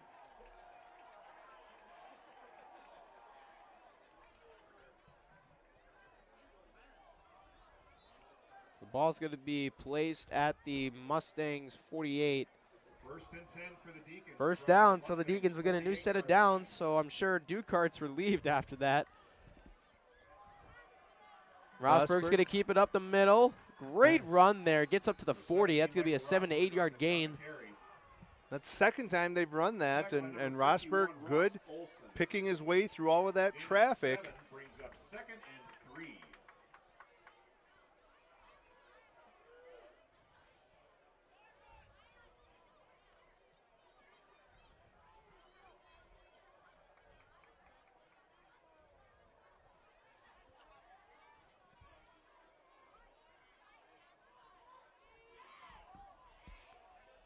Second and 3.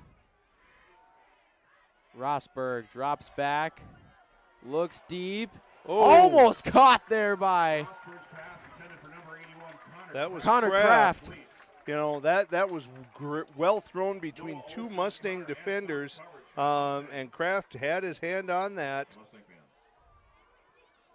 So it's going to be 3rd and short now. 4:39 to go here in the third quarter. For the Deacons from the Mustangs 40-yard line.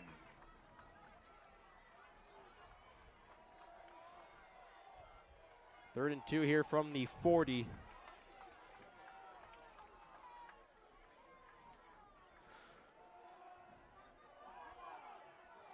Rosberg looks deep. He has him. Oh, and he dropped it. Oh, man, that's twice in a row now.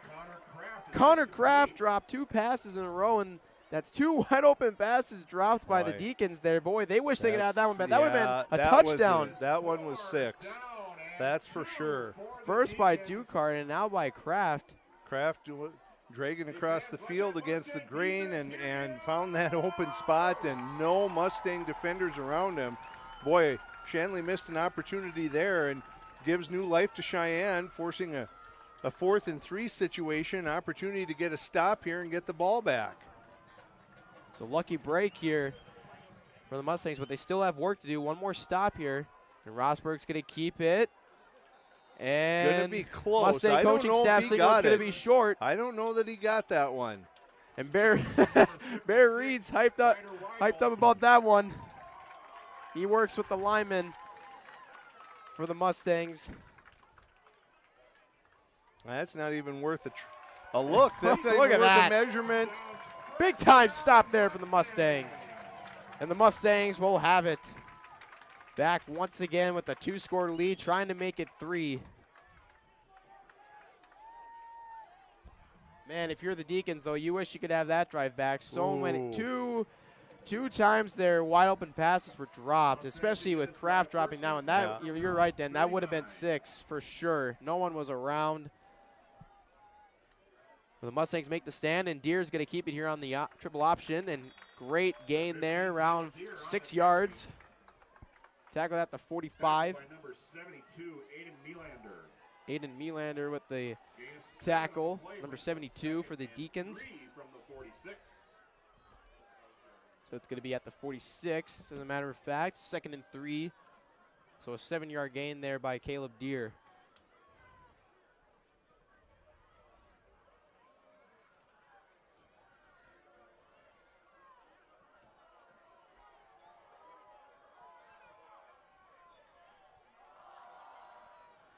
Isaac, or is this going No, to be Barry it's Barry. Pinu?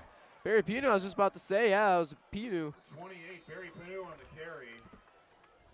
Not built quite exactly like his brother. He's certainly put together, but boy, he's got speed and he's very agile yeah. himself. He's good at making cuts and pretty good ball carrier vision. He's gotten a few looks tonight, and he's capitalized with the chances he's gotten. Third and incredibly short here, less than 1. We're going to see Kanega. This time it is Kanega up the middle, and that's going to be a Mustangs first down as they get across the 50 into Deacons territory. That's enough for another Mustangs.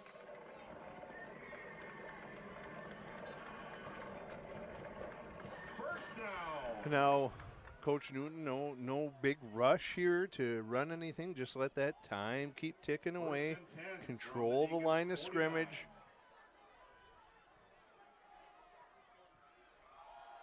Held on. And Wilson, good pitch. It's going to be a pitch to Wilson, and Wilson. Oh, great open field tackle.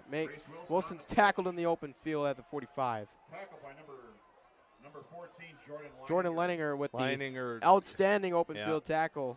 That would have been a good 20 yards probably for Wilson if Leininger isn't able to trip him up there. On that. Yeah. So we're approaching 2 minutes and 20 seconds here to go in the third quarter. Mustangs with the lone score here in the second half. It was a big time 27-yard touchdown reception off a bubble screen by Race Wilson. Highlight reel.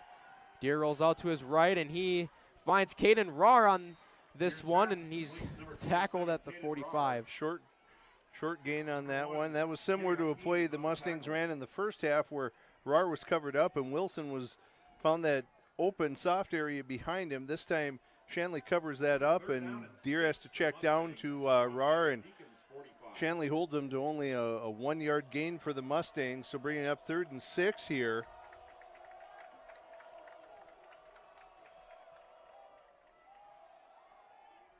Deer pitches it to Rahr, and great. Oh, Rahr broke out of it, but too many defenders right there to pursue in the pursuit, and great stop there. Team effort, team defensive effort there by the Deacons. So you're across the 50, Jackson. Do you try and go for this at 4th and 8, or do you just look to try and pin the Deacons deep?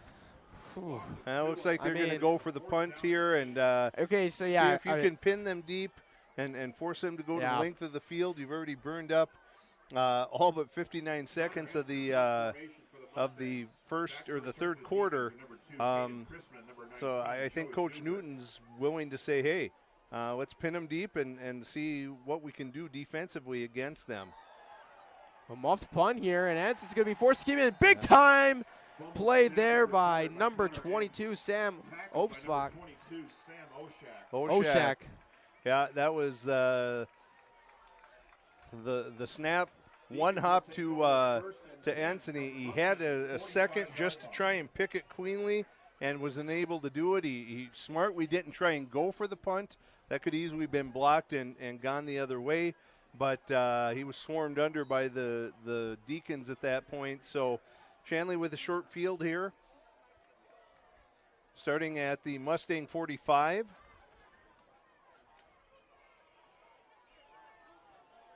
.40 seconds to go here in the third quarter. 5 receivers now for the Deacons. No running backs. Rosberg drops back. He rolls out. Rolls back to his right, and it's incomplete. That was a good job by Rosberg running backwards to find someone in a white jersey that was eligible and get the ball near them to avoid a penalty. Kind of threw it behind Akeem there. Rosberg went to his left and then back to his right. He probably went about 12 or 14 yards backwards before he was able to unload that. So great pressure. Yeah, Kanono and Ents, both coming from each end, had him bottled up. Rosberg, quarterback draw here. And he gets up to the 41. Tackled by number 25, Ashton Schaff. Ashton Schaff with the tackle. It's third. 3rd and 6 coming up from the 41.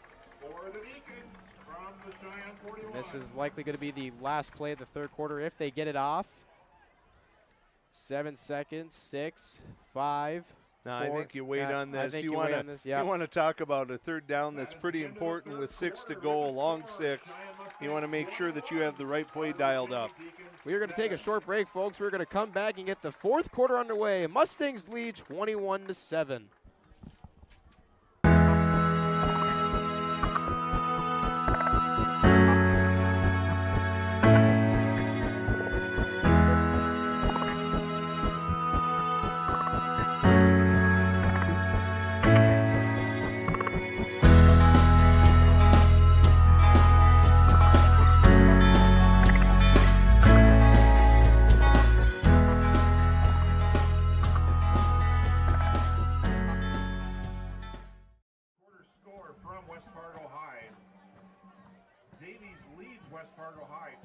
So we are back here with the fourth quarter about to get underway, and we just got a scoring update between Davies and West Fargo High. Davies leads 21-15 in the third quarter. Game of big importance. It is 3rd and 6 for the Deacons from the Mustangs 41. Of course, Cheyenne's only loss of the season coming to Davies at this point. So 3rd and 6 here from the 41 to get the fourth quarter underway here, and Rosberg's going to dump this off to Hakeem, and it was tipped around. I think that was Canoto again. Got his hands up. It was completed, but that slowed everything down, and that was that enabled Cheyenne to saddle Shanley with about a 7-yard loss. Shanley looking for a hurry up here, see if they can catch Cheyenne in a bad position. Coach Newton, rather than risk giving up a big play, is going to go with a timeout. Probably a smart call. When you got him in a 4th and 13, you certainly don't want to give up a first down on that. You know, for Shanley, with fourth quarter down 14, this is kind of tough situation for them to be in. Mustang fans, I want to take the time to remind you that Bellbank Mortgage is proud to support the West Fargo Cheyenne sports. Whether you're in the classroom, at home, or both, we hope you're inspired this year to push yourself beyond what you even imagined and never stop learning. Go Mustangs, Bellbank Mortgage, equal housing lender.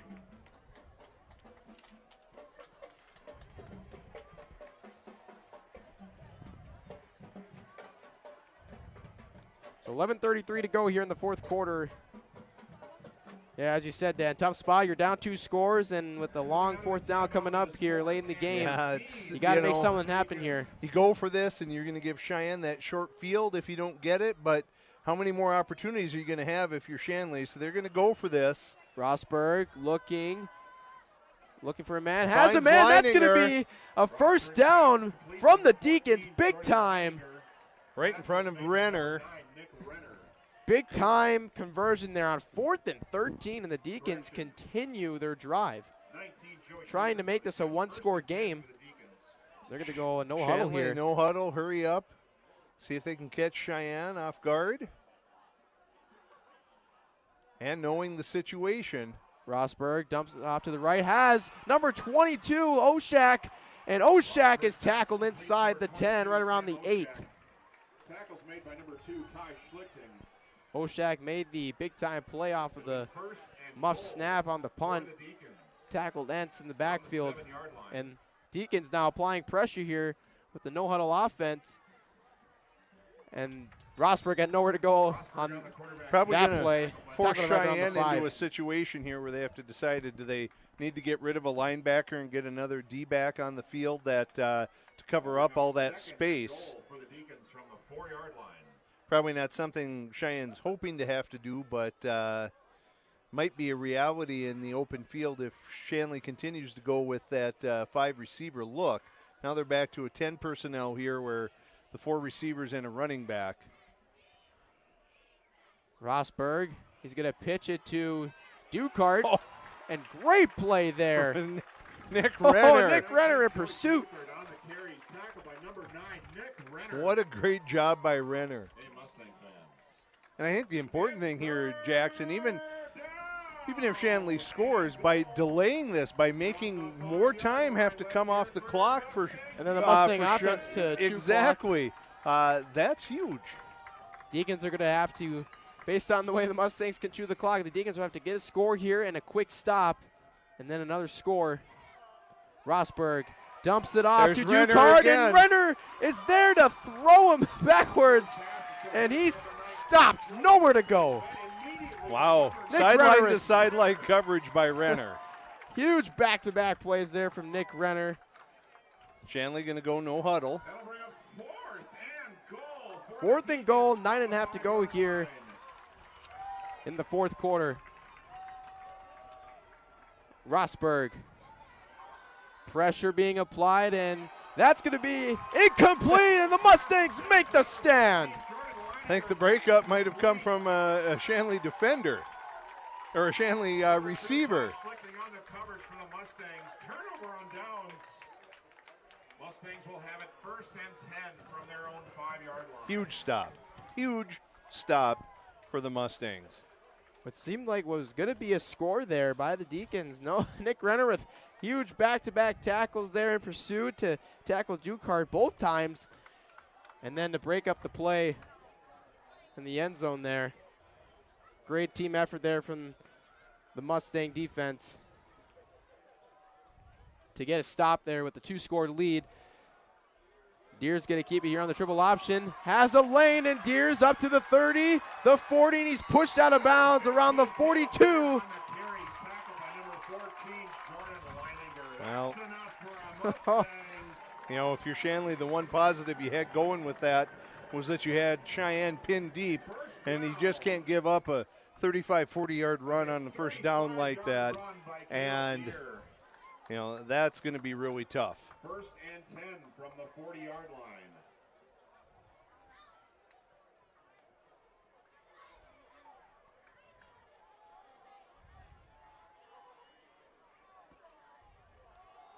This one's going to go to Wilson. Number 3, Nowhere to go on that. Tackled right around the line of scrimmage. Will Mayhus with the tackle. A gain of about 1.5 yards brings up 2nd down and 8.5 for the Mustangs. Cheyenne content just to let the clock keep ticking down as we are approaching 8 minutes to go in the 4th quarter.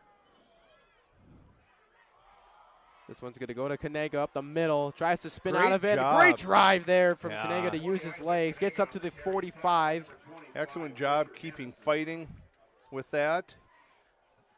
Going to bring up about a 3rd and 5 situation for Cheyenne. 3 on the play brings up 3rd down and 6 for the Mustangs.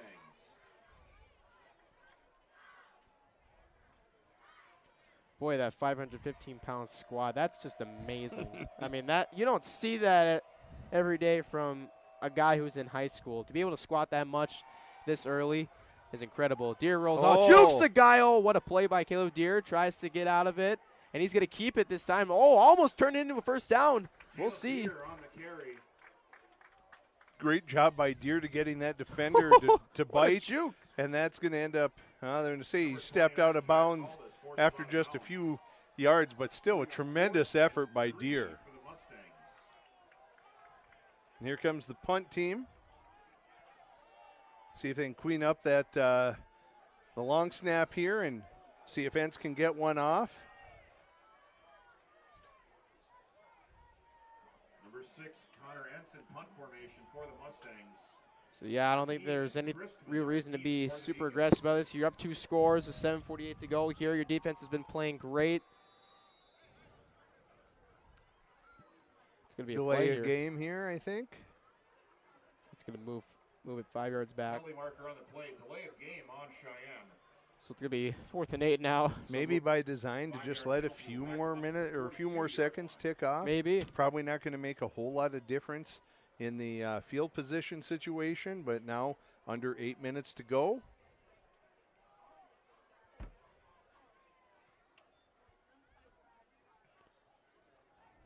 Great punt there from Entz. That's going to be out of bounds right around See where they get inside that. the 25. and maybe right around the 30. Connor Henson's punt goes out of bounds at the 27-yard 27. line.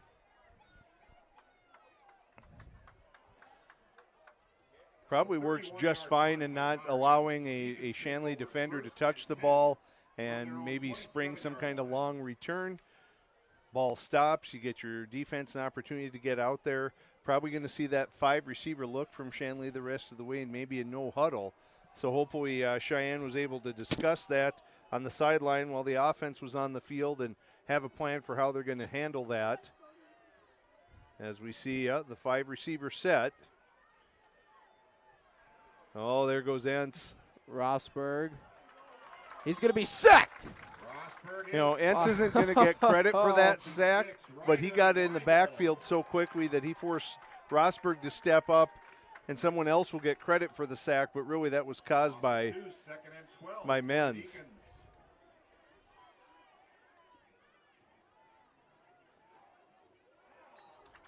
Rosberg's pass intended for number 81. Rosberg looking for Kraft there. Number 6, Connor Entz on the coverage. Hey, Mustang fans. It's Third down coming up here. The Deacons really need to make something happen here on this drive if they want any chance. I mean, they do have a squad that can score quickly, but the way things have looked so far, you pretty much have to make something happen on this drive.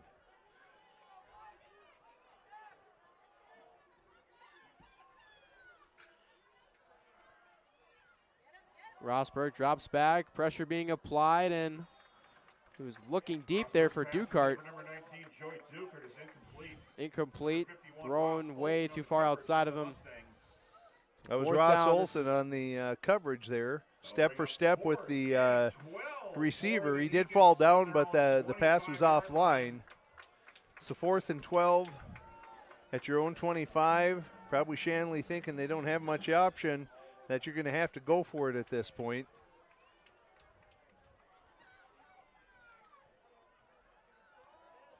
Menz again. And Menz forcing pressure in. Rosberg's able to get rid of it, and that's thrown out of bounds. You know, I was going towards Kraft's direction, and Carter Menz applying the pressure. Even had that been completed, no chance at a first down. So not even close. Cheyenne turns them over on downs at the 25 of Shanley. And this could be the dagger drive right here. Well, you know, we talked about at the beginning of the game, Jackson, the two guys we were thinking that had to be difference makers tonight. Look at you. Was Deere on offense and Menz on defense. And I think we got our answer with both, that both of these guys came to play and they both come up big in big situations. Great predictions, Dan. That's why you're up here. Yeah.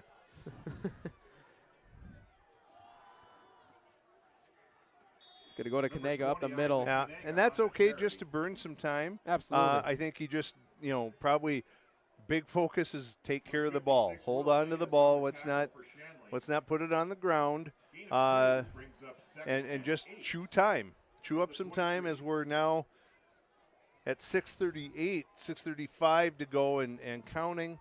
You know, 18 left on the play clock. If Deere's smart here, there's no need for him to rush. He can take his time. Deere's going to keep it, or actually he's going to pitch it to Wilson on the triple option. Looked like he's going to keep it, but pitches it right at the last second. Great move from Deere to do that. Give it to his favorite target there. Gain of about 5 on the play brings up 3rd and 3 for the Mustangs. So great run there by Race Wilson. Picks up 5, 3rd and 3 coming up here.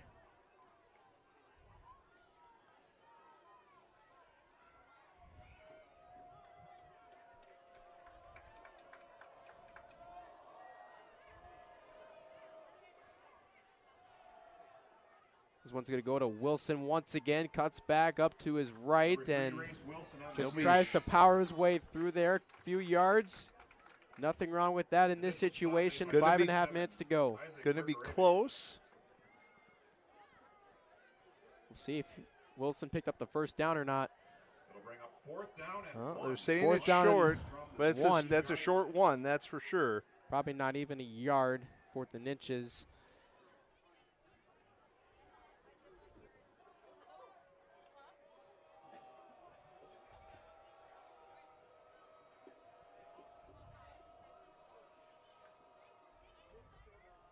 This is going to go, it's going to be a fake handoff to Kanega. Deer keeps it to the left side, and Deer almost got into the end zone, tackled right around the 3-yard line. Great run there from Caleb Deer.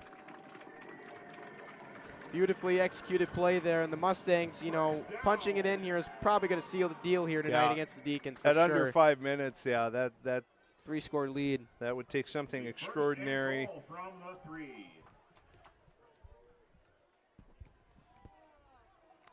Traditional I-back formation. This is going to go to Kanega. Kanega. Tries to fight his way, I reaches think he for it, reached, and oh!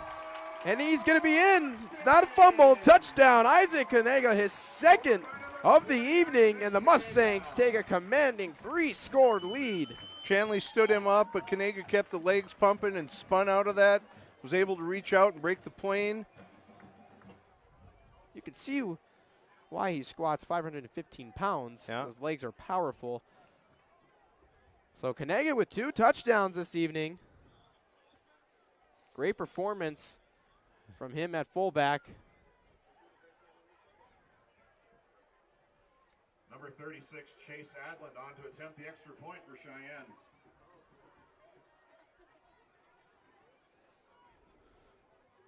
Snap is good. Right-footed kick is up and good. Chase Allen's 4 for 4 on PATs, and it's 28-7.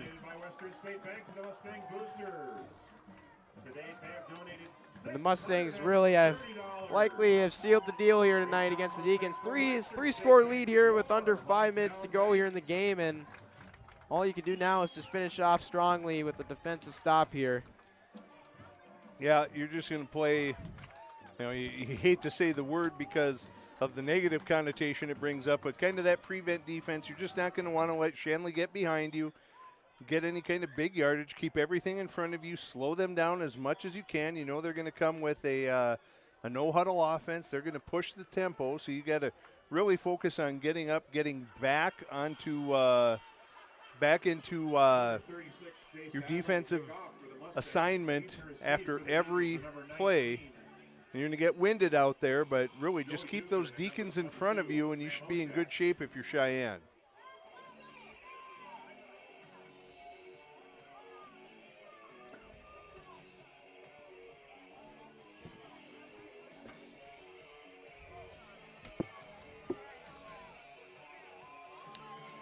Still pretty packed house here at Essentia Field at Cheyenne High School.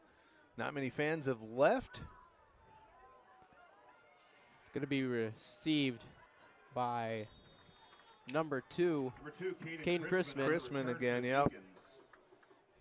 He brings it out to about the 44. Tackles made by number 16, Kaysen Menz. Kaysen Menz with the tackle. 4:43 remaining. Shanley will begin this possession 1st and 10 from their own 44-yard 44, line. I should say. But 4:43 to go.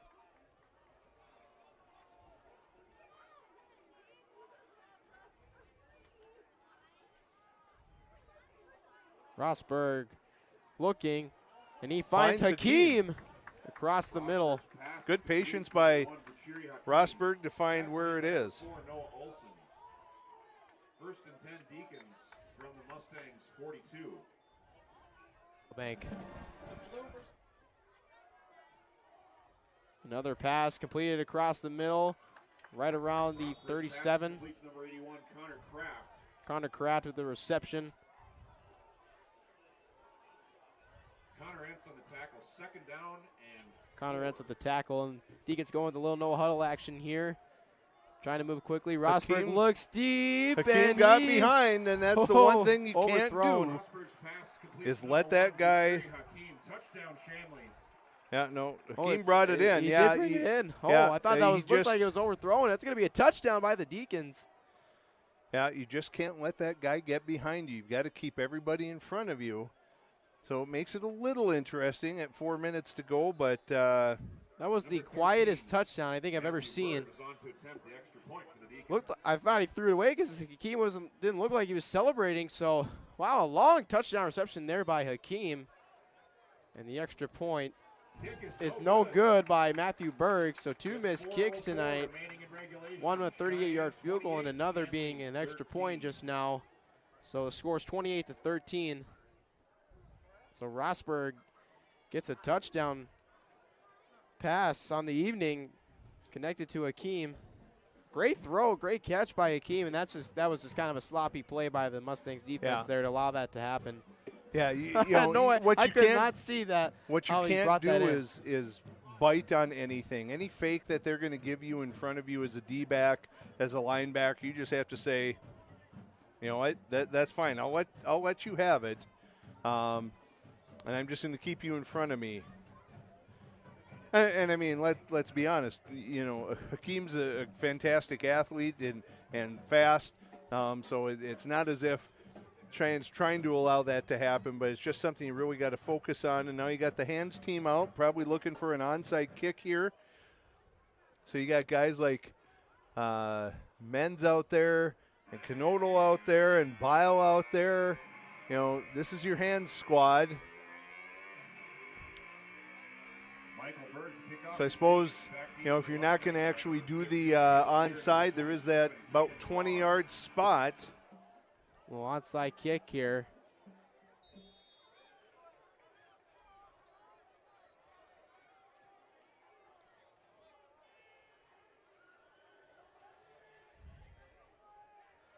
Onside kick attempt is recovered by number 4, Noah Olson. And Noah Olson's able to make the recovery.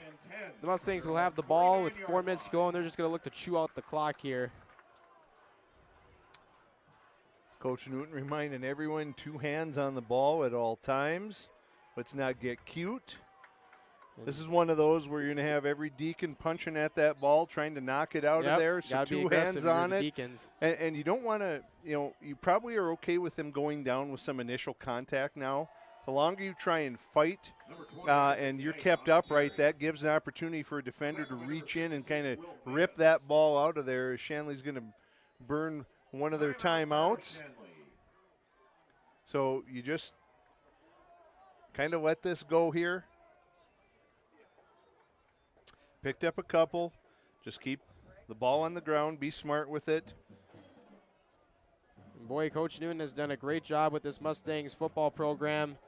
I mean, he's his winning percentage, especially in the last 49 games or so. I mean, he's only lost 6 times in the last 49 games. And, you know, he's about to be 67-22 all time with this Mustang football program. I think a lot of time that indicates how coaches are making sure players are paying attention to the small things. Doing the small things really well is what gets you those games. Because certainly Cheyenne has had opportunities to, you know, they've dominated a lot of those games. But there's been a lot of games that could have gone either way with that. And, you know, they've just really taken care of business when they needed to. So 2nd and 8. Inside of 4 minutes, 28-13 Mustangs. And this is going to go to Wilson. Don't fight too much. Just let yourself go down. Don't let anyone rip that ball out of there. Bottom of the pile is number 24, Carson Johnson for the Deacons. Carson Johnson with the tackle. So Shanley going to use their 2nd timeout of the 2nd half. Fargo Shanley. 3:53 to go. And that's going to be a timeout there taken by Shanley. 28-13 Mustangs, 3:53 to go in this one. We'll be right back. In this place, we see potential like nowhere else. Here, vision is boundless. That's why we never settle. We look for the moments when everything becomes possible. The moments that inspire us to make every day better. In this place, there's no such thing as good. There's only great. This is orthopedics and sports medicine like nowhere else. For the Mustangs. We're back, 3rd and 5 from the Mustangs coming up here. And Deere fumbles. He's able to get back down on it. Stuck that in Kanega's stomach for just a half a second too long before deciding to pull it out and run for it. Smart, we just dropped on the ball. Nothing necessarily hurt with that. gave up that opportunity to get that first down, but makes Shanley burn their final timeout at 3:48 of the fourth quarter. Cheyenne probably, rather than risk a block punt or anything like that, just going to run something safe here. And then make Shanley get 2 scores in the last 3.5 minutes or so.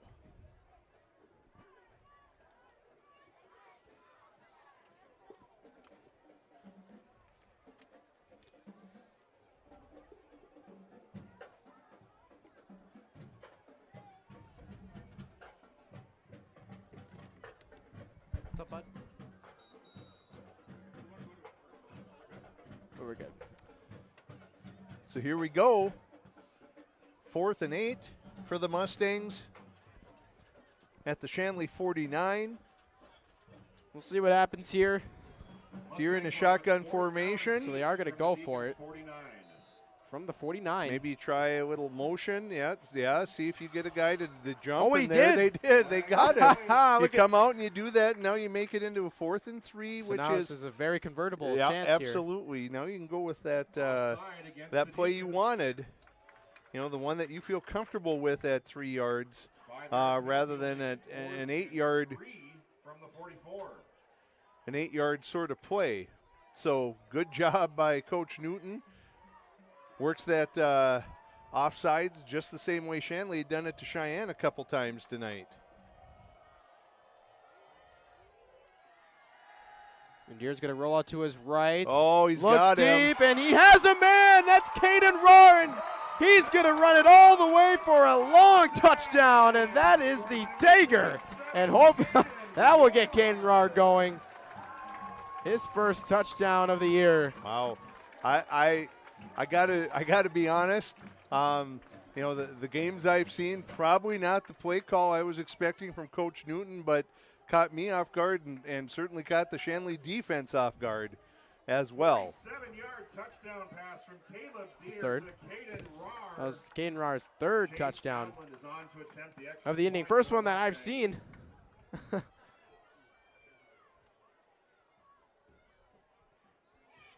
And there's. So that was Caden Roar's first touchdown here at home. That is another $70 donated by Western. Yeah, now 22 minutes. prior to this. Or, I'm sorry, 22 points, 3:39.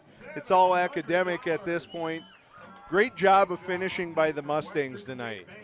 Probably should mention that was a really well thrown pass by Deere. You know, Roar got behind that defense, and Deere just had to put it out there in a place where Roar could get his hands on it, and Roar was able to haul it in, but still have momentum going towards the goal line. Outruns the Shanley defenders, and a huge 35-13 lead for the Mustangs. Oh, at Century? Okay. That was his first one here at home, though. Number 36, Chase Adlin to kick off for the Mustangs. So Caden Roar did have a couple touchdowns against Bismarck Century last week. What I meant to say was that was his first touchdown here at home of the season. So great play there, 37-yard touchdown reception by Caden Roar. Great throw by Caleb Deere. And the Mustangs' upcoming schedule, they got a 2-game road stretch against Red River and Minot, and then they'll be back at home here in a few weeks to take on West Fargo High. And then they'll finish out the regular season on the road at Bismarck High, and then at home against Mandan. That will be a good one to finish out the regular season. Caden Crispin on the return for the Deacons. So I think once again, if you're Cheyenne defensively, don't let a Deacon behind you. Keep everything in front of you. They have no more timeouts, and just make them burn clock. First and 10 from their own 38-yard line. If I'm Coach Newton, I don't think I have a safety more than closer than 20 yards to the line of scrimmage. Your job is to make sure that they do not get behind you. Rosberg looks deep, and great coverage there. Looking for Connor Kraft. Coverage by number 6, Connor Entz. Connor Entz there with the coverage. And so that was Caden Roar's first touchdown here at home. Point, Jackson, you just need to have a guy in the area because that heightened sense of pressure is going to be so much for Rosberg that really, if you can keep a guy in the area and let no one behind you, make him make a really good throw. Absolutely, Dan. Rosberg finds Chrisman there, and Chrisman breaks a tackle, and Nick Renner can make the tackle as well, and so 2 broken tackles there by Chrisman before he's finally brought down there. Get yourself back to the line if you're on defense. Don't forget your job. See if the if Knodel or Menz can get to the quarterback here, as they got 2 guys on Menz. That was the same play that they got Schlichting on before. He was able, that pass Hakeem was scored on that last one. Yeah, a little underthrown. Had he led Hakeem, that would have been a touchdown, but a little underthrown, and Schlichting getting back into that play, getting his hand up and knocking the ball out of there. 10 for the Deacons from the 44.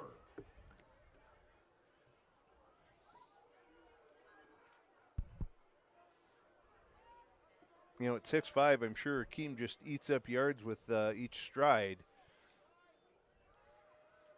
Very long. Yeah. Rosberg looking for Oshak. Too high on that throw. That'll bring up 3rd and 10 with 3:01 to go. Renner and Kason Menz are in the area for the Mustangs. The Mustang fans. It's 3rd down and 10 from the 44.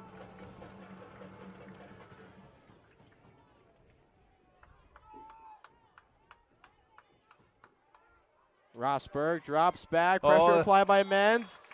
Incomplete. 3rd batted ball by Knodel Look tonight. at that. Grant Knodel. Just smart, heady. Just, you know, he saw Rosberg retreating, and a lot of defensive ends probably pin their ears back and go after him, but Knodel just kind of holds his ground and able to swat down a 3rd pass of the night. 3rd batted ball for Grant Knodel. Excellent job. That would have been sick if he picked that one off and returned it for 6. He wanted that one. Rosberg looking deep, passes off the hands, incomplete. Rosberg's pass intended for number 19. Looking for Dukart there. There it is. Number 16, Kason Menz on the coverage. That's a turnover on downs, and that's going to do it. I mean, Mustang's just going to chew out the clock. 2:49, you can run out the clock. Run the clock out, and a well-deserved win on homecoming 2022 for the Mustangs. A little more lopsided, I'd say, 35-13. It didn't seem like it was going to be that way at the start of the game, but, I mean, the Deacons had the lead 7-0, but Mustangs have outscored them 35-6 since then. It was all Mustangs from there on out.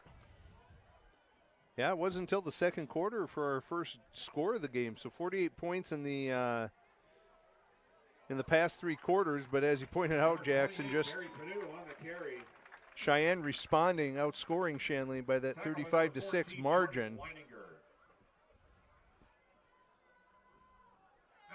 Adam Leininger with the tackle. 8-yard gain there, 2nd and 2 coming up. So if you eat some clock here and get another 1st down, that probably can let you relax, and you can just take a knee at that point. So we're going to be under 2 minutes here, or at about the 2-minute mark, just over when the ball was snapped. Short run there. That was Barry Penu. 28 Barry Penu on the carry. Not a lot of room for Pinu on that. No. Didn't lose anything.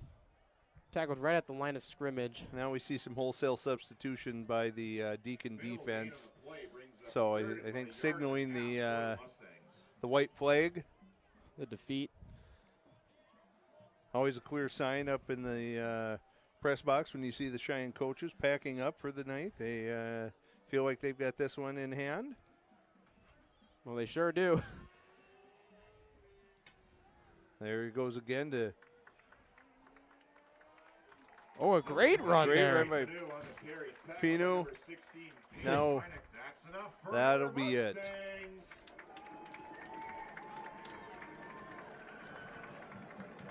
First down.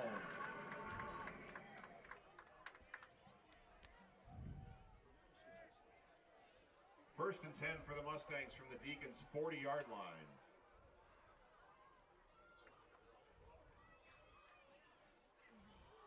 This one's going to go to Pinu once again, and Pinu almost broke free there. Got inside the 30. Great stretch of runs here from Pinu. That'll be another first down for the Mustangs.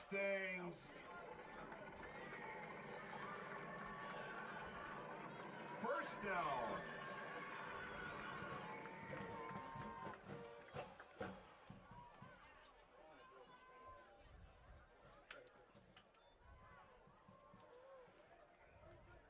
First and 10 for the Mustangs from the 30-yard line. This might be the last play of the game.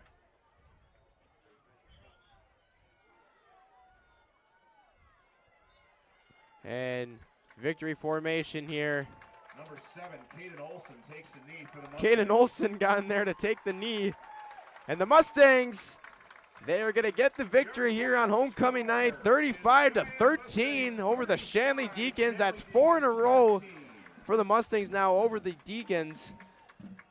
And the Mustangs extend their record to 3-1, giving the Deacons their first loss as the Deacons will drop to 3-1. And great performance on both sides of the ball tonight for the Mustangs. That's why it resulted in a 35-13 victory. Absolutely. We talked about before the game the guys we needed to step forward tonight, Caleb Deere and Carter Menz, and both of them did an excellent job, made themselves a factor in the outcome. Deere with some great passing, 3 really key plays that he was able to convert. One a touchdown to Rar, the other one a pass to Aiden Canoto, another one to Menz. Menz a factor on defense, getting to the quarterback multiple times. And I think as I look back at it, Jackson, the other people I'd like to mention, Grant Canoto, great job on the defensive line tonight. 3 batted balls that you don't know what would have come of those plays, but just disrupting Rossberg a little bit at the line, and a great job by Grant Canoto defensively. And I think offensively, Jackson, I'd say the running backs. We don't have a Josh Hendricks, we don't have a Barika Penu. We don't have that horse, but we've got a group of guys that in Kanega that have some power and can knock some people down, along with Caden Rar. You had guys like Race Wilson with a little shiftiness. Deere showed what he could do as a runner tonight. Really, really great job, I think, by just that running back group. The guys who carried the ball did enough. Yeah, so, I mean, you got 2 passing touchdowns from Caleb Deere to Race Wilson and Caden Rar. That big one to Rar was the most recent one out of the 5 touchdowns for the Mustangs. And then Caleb Deere had 1 on the ground of his own. Isaac Kanega also had 2 rushing touchdowns as well. So 5 touchdowns for the Mustangs tonight. Nothing wrong with that, and they're only giving up 2. I mean, really, that was just an all-around performance. And who would you give your player of the game performance to? I think if I had to pick one, it would probably be Caleb Deere. Yep. I said that last time against Legacy. I think that Legacy, that was his first time under 3 the lights, touchdowns. being the guy. Against Century, played well. There was that bump in the road, and that's going to be expected to happen when you have new guys playing skill positions. But really, I think Caleb Deere did a good job of managing the game. Wasn't perfect, but something to build on as the Mustangs look to now go and get into the playoffs and see what they can do from there.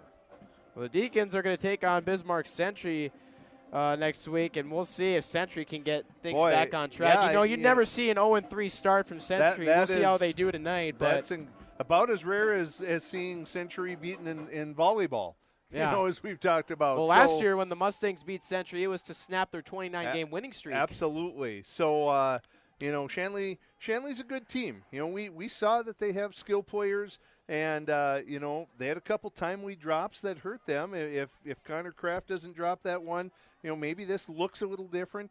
But really hats off to Sheyenne tonight. I think they played well on both sides of the ball, and really Coach Newton should be very pleased, I would think, with the effort of his squad tonight.